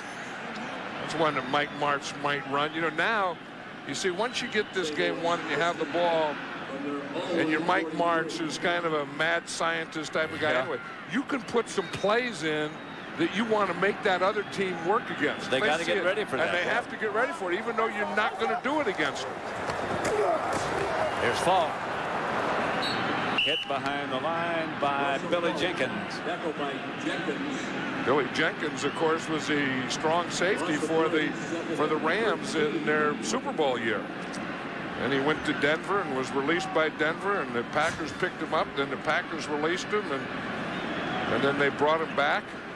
You know, the Packers defense isn't the same. I think you have to mention that Leroy Butler's not in there, and that I don't know that Leroy Butler in this game with this matchup with this speed would have been a big factor anyway, but he has over the years been the heart and soul of this Packer defense.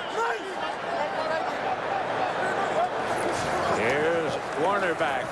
Screen pass read well by the Packers. It'll bring up third down. You know, we were talking about that Eagle-Ram game. That was in Philadelphia, and 2 days later the world changed. Right, and we had both been in Philadelphia. There's Leroy Butler, and we both went down to New York because our next game was going to be these Green Bay Packers in New York against the Giants. And that game, of course, didn't take place until the end of the year.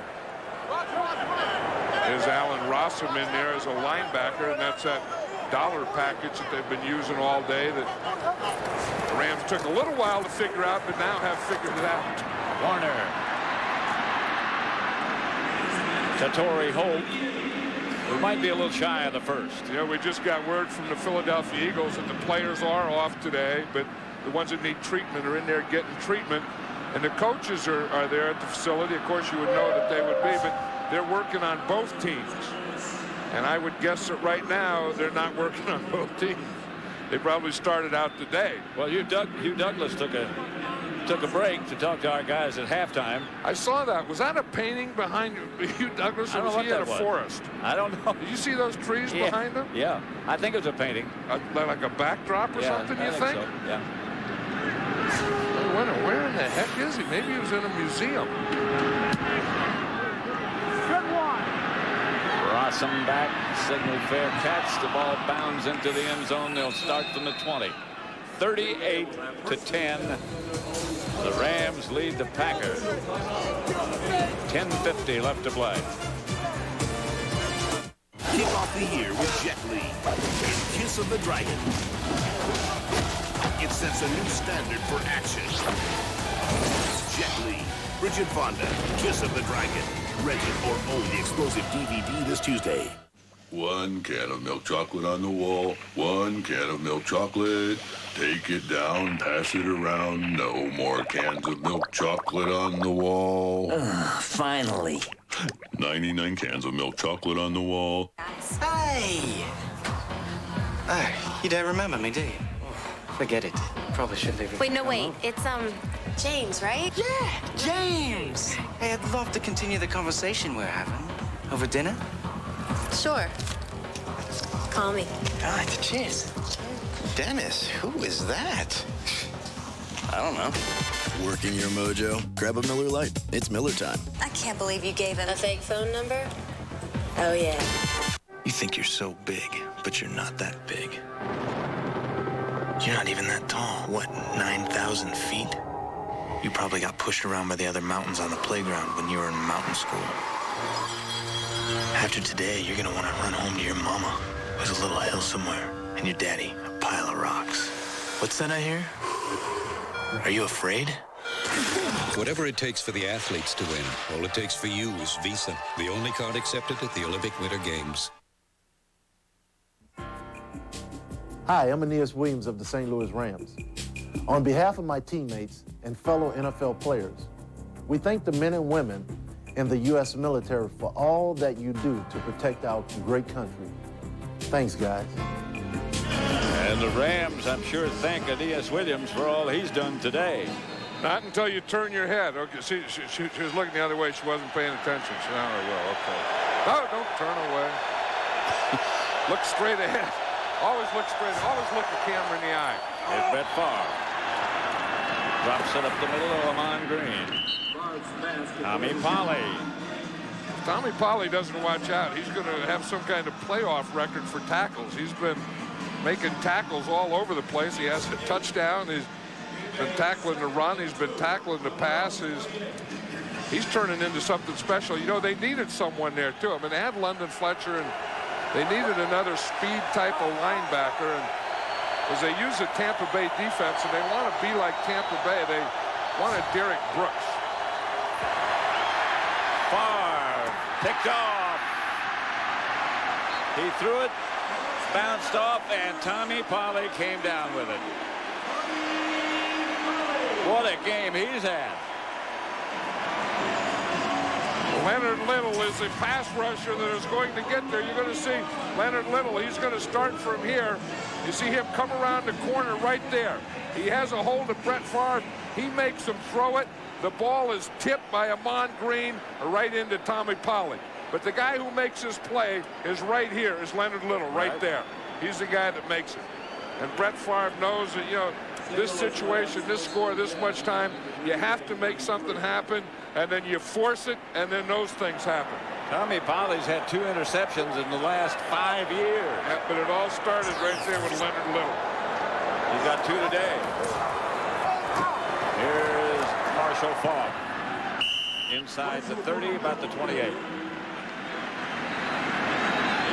This hasn't been a Brett Favre day today. The Ram defense has had their way with him. You look, they've sacked him twice. They've hit him 4 times, hurried him 4 times. The big one intercepted him 4 times, had 2 batted balls.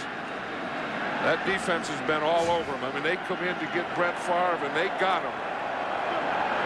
The INTs are the big thing.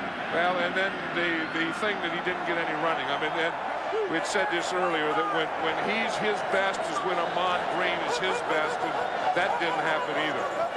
Rams jumped on Amon Green. Faulk. Taken down by Santana Dotson. Yeah, this offensive line of the Rams, I think, is the other thing. You tend to talk about their receivers and Marshall Faulk and Kurt Warner, but this line has done a heck of a job. And Orlando Pace right there is, I think, is maybe the best tackle in all of football. Tom Newton, Andy McCullum, the center we talked about, you know, where he led and pulled and did some of those things. I think he's the underrated guy there. Adam Timmerman, the right guard, he's going to the Pro Bowl, and big Rod Jones starting for his first time for Ryan Tucker has played very well at right tackle. Pass is caught. Short of a first down. That's Marshall Faulk. You know, the great thing about that offensive line, Warner is slow getting up. See how he got hit. Well, you see, Vonnie Holiday comes on a stunt. We were just talking about how well the offensive line does. He goes right by Tom Newton. Newton started to the outside. Vonnie Holiday just pushes him to the right side, and he's right on top of Kurt Warner.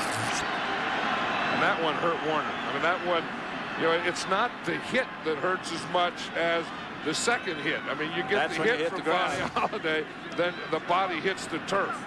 You know, the great thing about, one of the great things about that offensive line, you were just talking about it, is that they're all going to be together for the next 5 years, which is unheard of in this day and time in the NFL. They're all under contract for 5 years. It's beautiful. Yeah. Thanks for all your help. It's my job.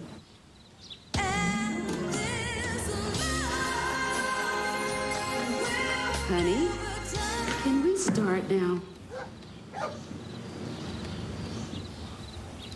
Yes. Yes, we can. We know how you feel, and that's why we're here. Circuit City. We're with you. Sweetie. Yeah, just put that anywhere.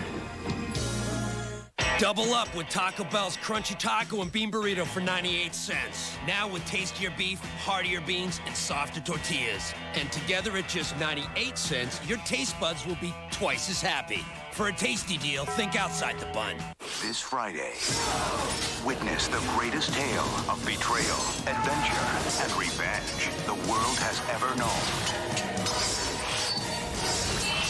The Count of Monte Cristo, rated PG-13, starts Friday. Nothing like the open road. Yeah, too bad we're out of gas. Ooh, somebody's coming. Hey, buddy, how about a lift? No riders. Not even for $1? Dollar don't buy much, mister. It does if you dial 10-10-220. Yeah, all calls up to 20 minutes are 99 cents. Yep, and 7 cents a minute after 20. 20 minutes or 99 cents? You bought yourself a ride. You gotta sit in the back. Great trip. Oh, be quiet. Dial 10-10-220. Next Sunday, the NFL postseason continues on Fox with the NFC Championship game, with the two teams fighting to go to the Super Bowl. The St. Louis Rams will host the Philadelphia Eagles. The NFC playoffs continue next week, beginning at 11:30 a.m. Eastern Time or 3:30 p.m. Eastern Time, only on Fox. Fourth down coming.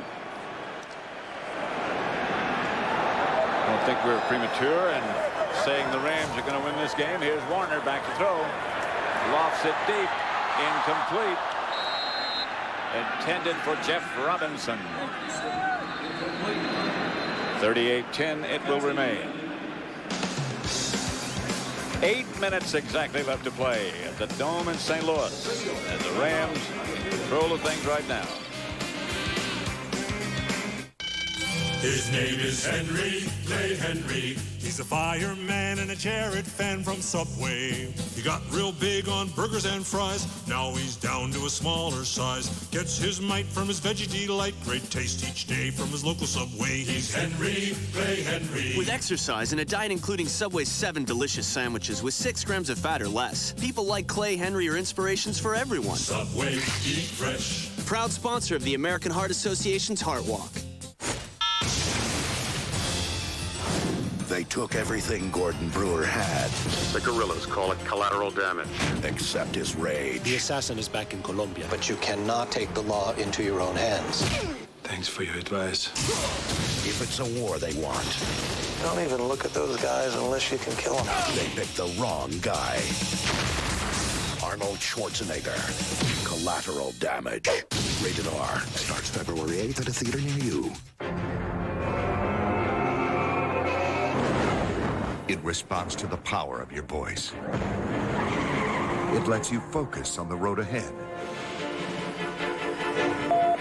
OnStar Personal Calling. Call Commissioner Gordon. With the safety of hands-free dialing, you can concentrate on more important things, like driving. Gordon here. I'm on my way. You could win a walk-on part in the next Batman movie or an OnStar-equipped vehicle. Go to OnStar.com. Over 26 million viewers witness TV's most intense game. Tonight, experience an all-new episode where knowing the answers Indy 500. Fox is only half the battle. Ready for the next level? Oh, yeah. The Chamber, 9/8 Central tonight on Fox. 8 minutes to go, 38-10. The Rams over the Packers.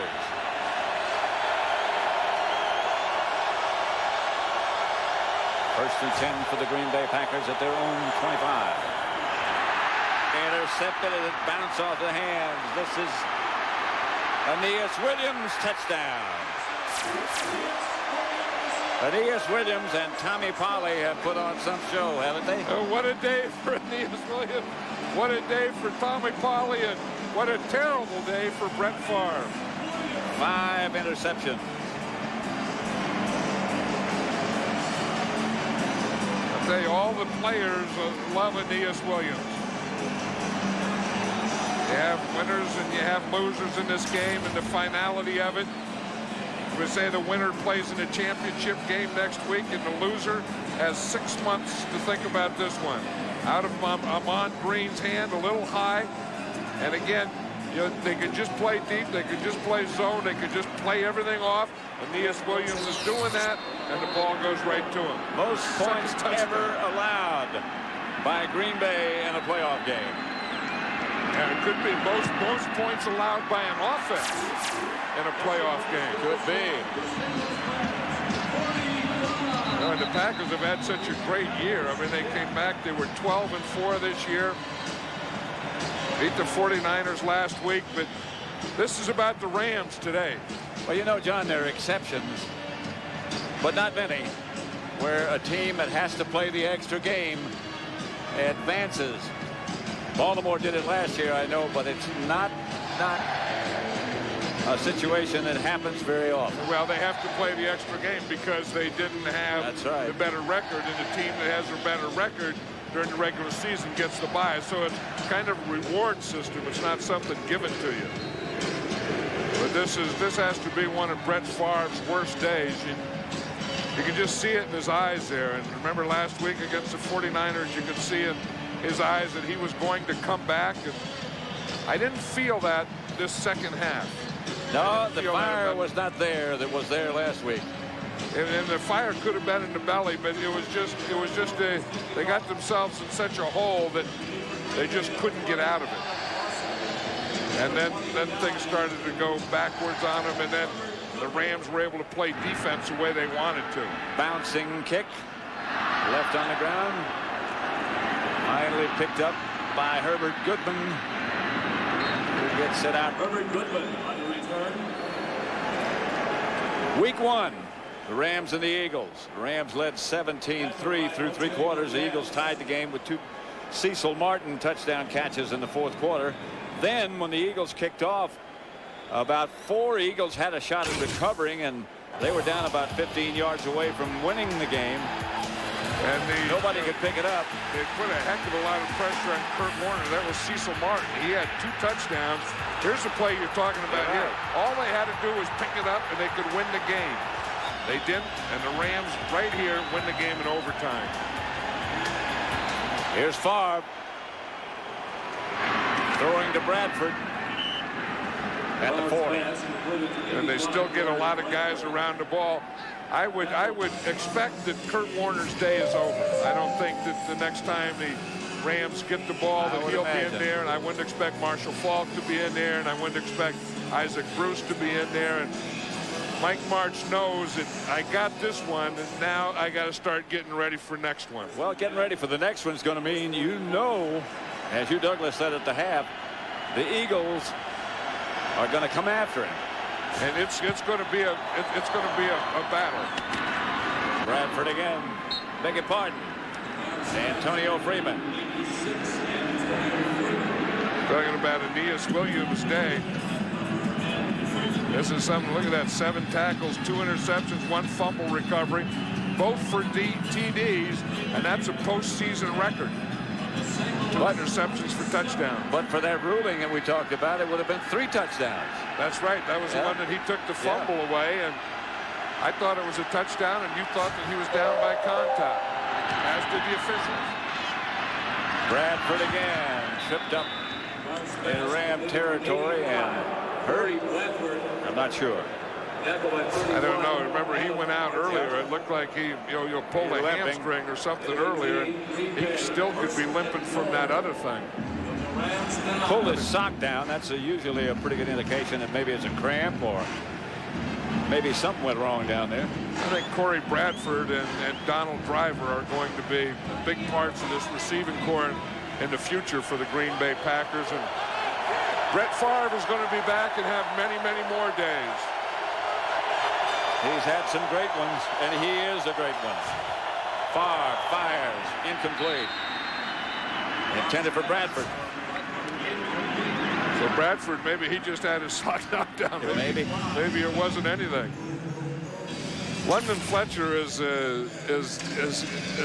kind of a spark, that just keeps going. That he said, I'm looking at Gilbert Brown, those big defensive linemen, from the Packers. He was telling me last night, and he says, in that dome tomorrow, he said they're going to be sucking wind. He said, you know how I know? Because in that dome in the fourth quarter, I'm sucking wind. Big Gilbert. That's quite a story how he got down to where he could play again. Favre throws. Touchdown. Antonio Freeman, his second of the day. Too late, but they're still after it. Yeah, but remember last week it was Antonio Freeman that got that big play the Packers needed to play, and Brett Favre zipped one into him. That was one of the hardest passes I had ever seen thrown. He thought so too. Yeah. Remember we were saying that the Rams defense has been playing loose this whole second half, and the Packers here just took advantage of it. 17 for Green Bay now, 45 for the St. Louis Rams. Going back to that Eagle game yesterday against the Bears, Donovan McNabb, of course, is the thing that makes it work. Touchdown pass there from McNabb. To Staley from McNabb, and now McNabb himself.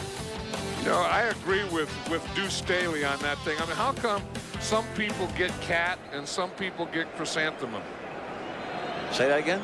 Some people get cat. I mean, if you're in a spelling bee, they say, how do you spell cat? C-A-T. Yeah. And okay, the next, who wants to be next? Deuce Staley said, I want to be next. And the teacher said, okay, how do you spell chrysanthemum? Now that one is beyond me. I have no idea. Well, Deuce Staley that's what he was thinking, and then he got upset, and then he had to have a little quiet time, a little timeout, and he had to go sit in the corner. I used to sit.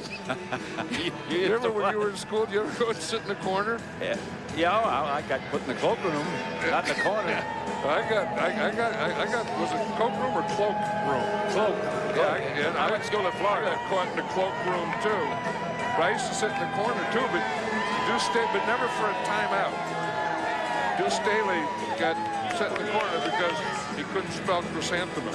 Here we got an onside kick. See, it's going to be on this side because they have all those guys over there. So you have to kick the ball over to that side. And then the Rams have, it's a fake. To the other side. Worked about like everything else has worked for Green Bay today. But there is a penalty flag too. Yep. In fact, there's two penalty flags, and I would say it's offsides. I'd say it's Green Bay offsides where the flags are. Jeff Triplett will get it straightened out for us. Jeff Triplett's had a pretty steady game because sometimes a Triplett game can be an unsteady game. Sometimes it can be unusually long. And that was against the Rams. That's against the receiving team. It wasn't against the Packers.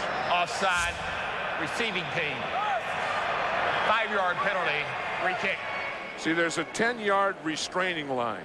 In other words, 10 yards from where the ball is kicked, you can't go into that area until the ball is kicked. So see, if you look at where the ball is, then 10 yards from there would be the restraining line. And if the ball's there, then this here is the restraining line, and the Rams can't be over that line. They can't be over this line right there. They're lined up over it now. Get back. Okay. Now, if they come over this line before the ball is kicked, that's offsides. That's what they did. They need to get back, coach. Looks like they're ready to do it again. They kick it in the other direction. The Rams touched it. The Packers get it. Yep, that's a Packers ball. Antonio Freeman recovered.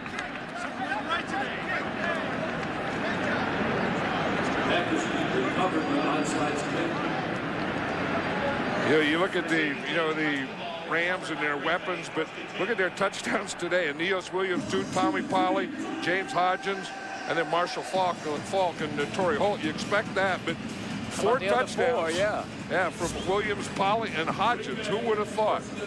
But that's a great thing about NFL football and playoffs and all these things. You never know. You never know who's going to win, who's going to lose, who's going to make big plays, and who's not. 45-17, far back to throw. Drops it up the middle. Amon Green gets it to midfield. Amon Green was telling us last night, I mentioned earlier, that carrying the ball to the left hand all the time. He said starting in minicamp this next year, he's going to start working on carrying the ball in his right hand because it has hurt him. In fact, it hurt him in this game, that one fumble he had. I asked him what he thought of Brett Favre. Was he everything that he thought he was before he joined the Packers? He said, and more. And the pass is picked off by Dexter McClean. Another one of those bounce-off interceptions. There's been 3 or 4 of those interceptions today have been deflections. At least. You remember Leonard Little getting in where one to Grant Wistrom. You hear the ball is tipped right there. You see who tipped it? Tommy Polley. Yep. Tommy Polley gets an assist for that one. Dexter McClean gets the interception. This Tommy Polley, if he doesn't watch out, he's going to be in the Pro Bowl. They'll put him in the Pro Bowl. And based on this game alone. Well, if you're going to have a big game, this is the time to do it. They always say that big players step up in big games. 161 interception return yards. It's an NFL postseason record. That's one you like to have for you, but you don't want against you. I'm surprised Kurt Warner's still in there, Pat. There's no way what he's been through that I know he's probably just going to hand off, but probably 45-17 and 4 minutes go. You got this one. I mean, I think you get him out of there. I think you get Marshall Falk out of there. Because you got Trunk Candidate. I mean, your Trunk Candidate hasn't played today. And you could bring someone like him in and he could break another one for a touchdown. The thing is, though, in the case of a guy like Kurt Warner, he doesn't want to come out of there. Of course, but at some point, you're the coach and he's the player. You tell him to, and he does. Because if anything were to happen to any of them from this point on, you'd kick yourself all week. Now, I know that you say, well, you can't play that way, but sometimes you can. 81 offense. I'd say penalty remains second down. We talked about in our opening remarks about his voice problems, the fact that he was hit 2 weeks ago against Atlanta in the voice box. That seems to have stood up very well. Yeah, right. And, we could tell talking to him last night that it would, but the thing that I couldn't get when he was talking about how they stuck a camera down his throat and then up in his nose to get down in his throat to get pictures of his vocal cords. I know you said you know how that could happen. I don't know how you can get a camera up your nose that can take pictures of your vocal cords. I know what the passage looks like because I had 11 broken noses, so maybe that helps me. But you didn't have any cameras stuck up in there and down in your vocal cords. It was long before that. Long before that. Next Sunday, the NFL postseason continues on Fox with the NFC Championship game with 2 teams fighting to go to the Super Bowl. The St. Louis Rams will host the Philadelphia Eagles. The NFC playoffs continue next week beginning at 3:30 p.m. Eastern Time. I beg your pardon, that's Central Time, only on Fox.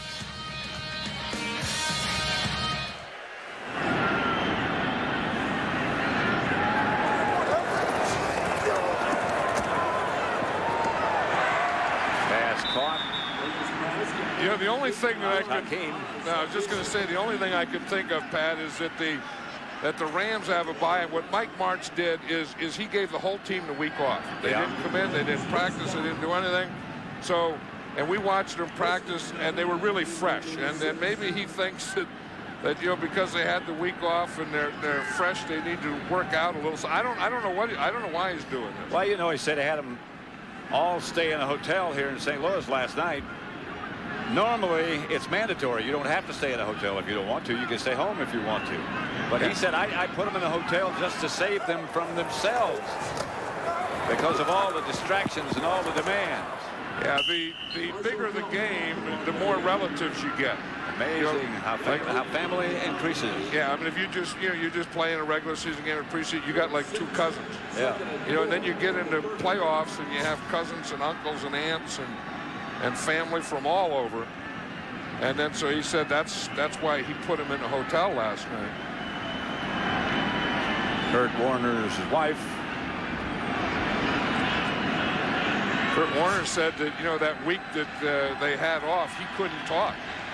And he said, it's pretty good not talking to the press all the time, but he couldn't talk to his wife or kids either. He sort of intimated that she liked that 2 minutes ago. The NFC Divisional Playoffs on Fox are brought to you by Beechwood Aged Budweiser, with the crisp, clean, and refreshing taste known only to the king of beers. Adolphus Busch started making Budweiser 125 years ago. He purposely brewed Budweiser as a smooth, refreshing, premium lager. 5 generations later, we couldn't be. To the delight of this sellout crowd at the Dome in Los Angeles. They used to be there. St. Louis. Yep, and because they know that they can come back again next week when the Philadelphia Eagles come in here and watch the Rams try and beat the Eagles, and they know that if they do that, then they go to the Super Bowl, and that's what it's all about. What about this guy, Mike Martz? Genius? I think so. I think he's one of the best. I think that what he does is probably coach not only the best offense in football now, but maybe the best offense ever in football. Today's game is being produced by Bob Stenner, directed by Sandy Grossman. The tape producer is Mike Frank.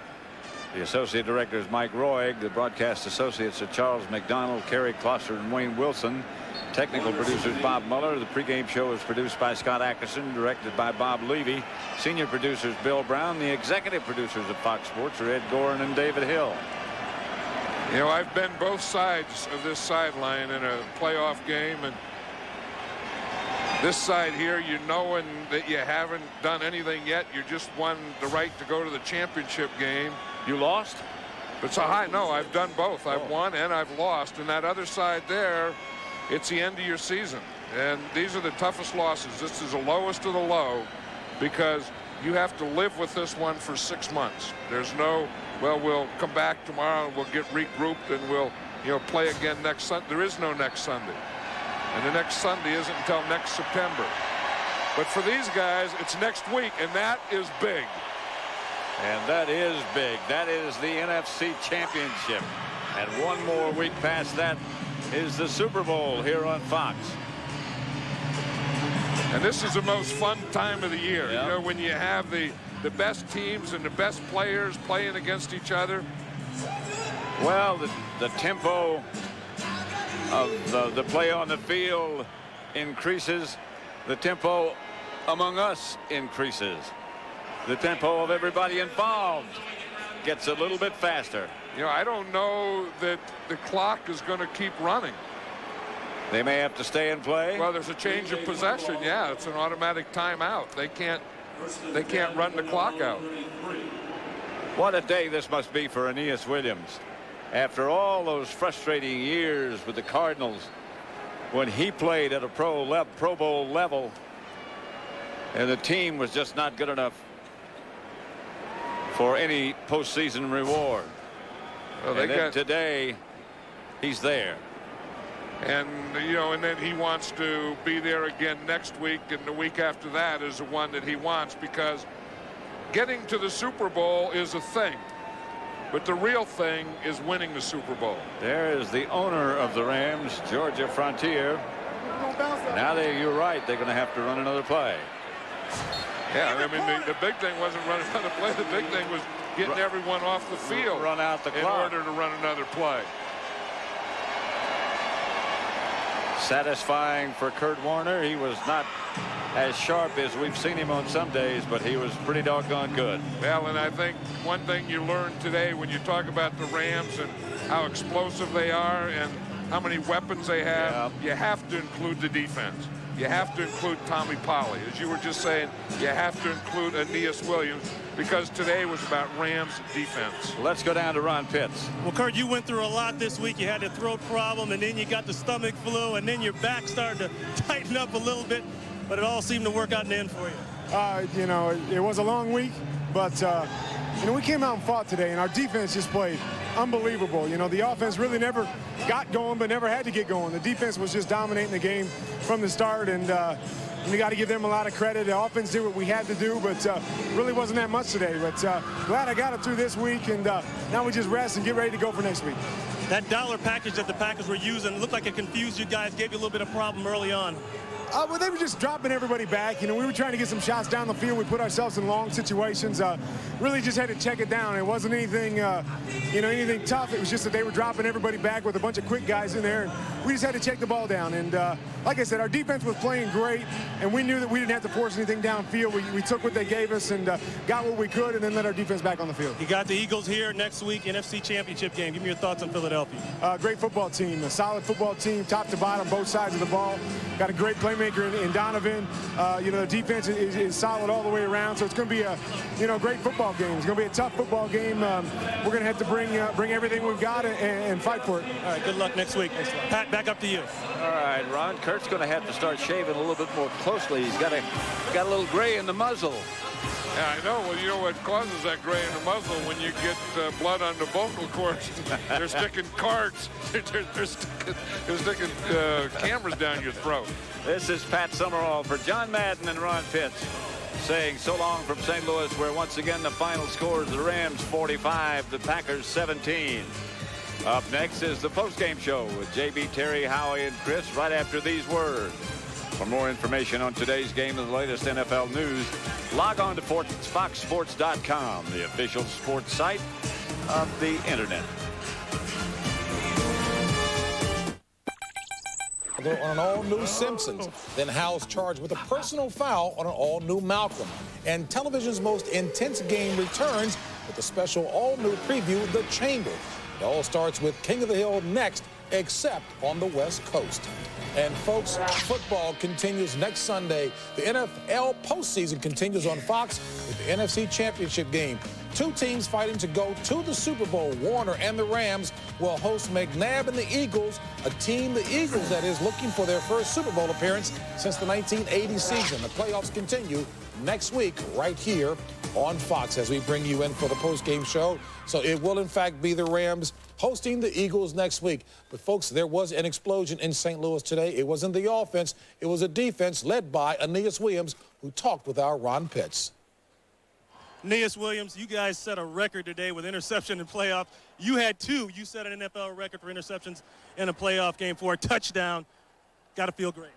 I mean, it feels more than great. All I can do is praise the Lord Jesus. Just, we came out here, competed, and as a defense and as a team, we can win games in many different ways.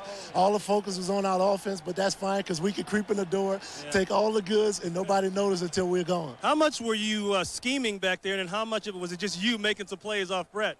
Well, it was collective effort. The guys up front were always in his face. Whenever you get that type of pressure from the guys up front, it makes it very difficult a lot of times for quarterbacks to see the defensive backs. Got the Eagles next week here, NFC Championship game. Good luck. Thank you. All right, take care. And Terry, you had a cute little note when you were talking about trying to slow down that Rams defense. Yeah, that high-powered defense, that scoring defense. It's amazing that now you see the Rams, they can score offensively, Howie, Chris, but that defense today, 35 points off One of the points Chris made when you looked at Aeneas Williams during the week in practice when you were up there, He was just cracking people. I mean, there are no pads, nothing, and he's whamming. And every time he got an interception, which was about 2 or 3 during the course of practice, he would run the entire length of the field in the end zone. We need a little more of that around here. A little more of the what? Just cracking people. Oh. Well, it is hitting weather, you know. It's hitting weather. It is hitting Ed Gorin, it's hitting weather, Ed. Keep in mind, these two teams met in week 1, the Eagles and the Rams, and it was an overtime affair won by the Rams. Folks, we will see you next week. It'll be hitting weather then as well, right, next folks? Week. Eagles at the Rams, 3:30 p.m. Eastern Time, 12:30 p.m. Pacific. It's our credo. Our credo. We'll see you next week.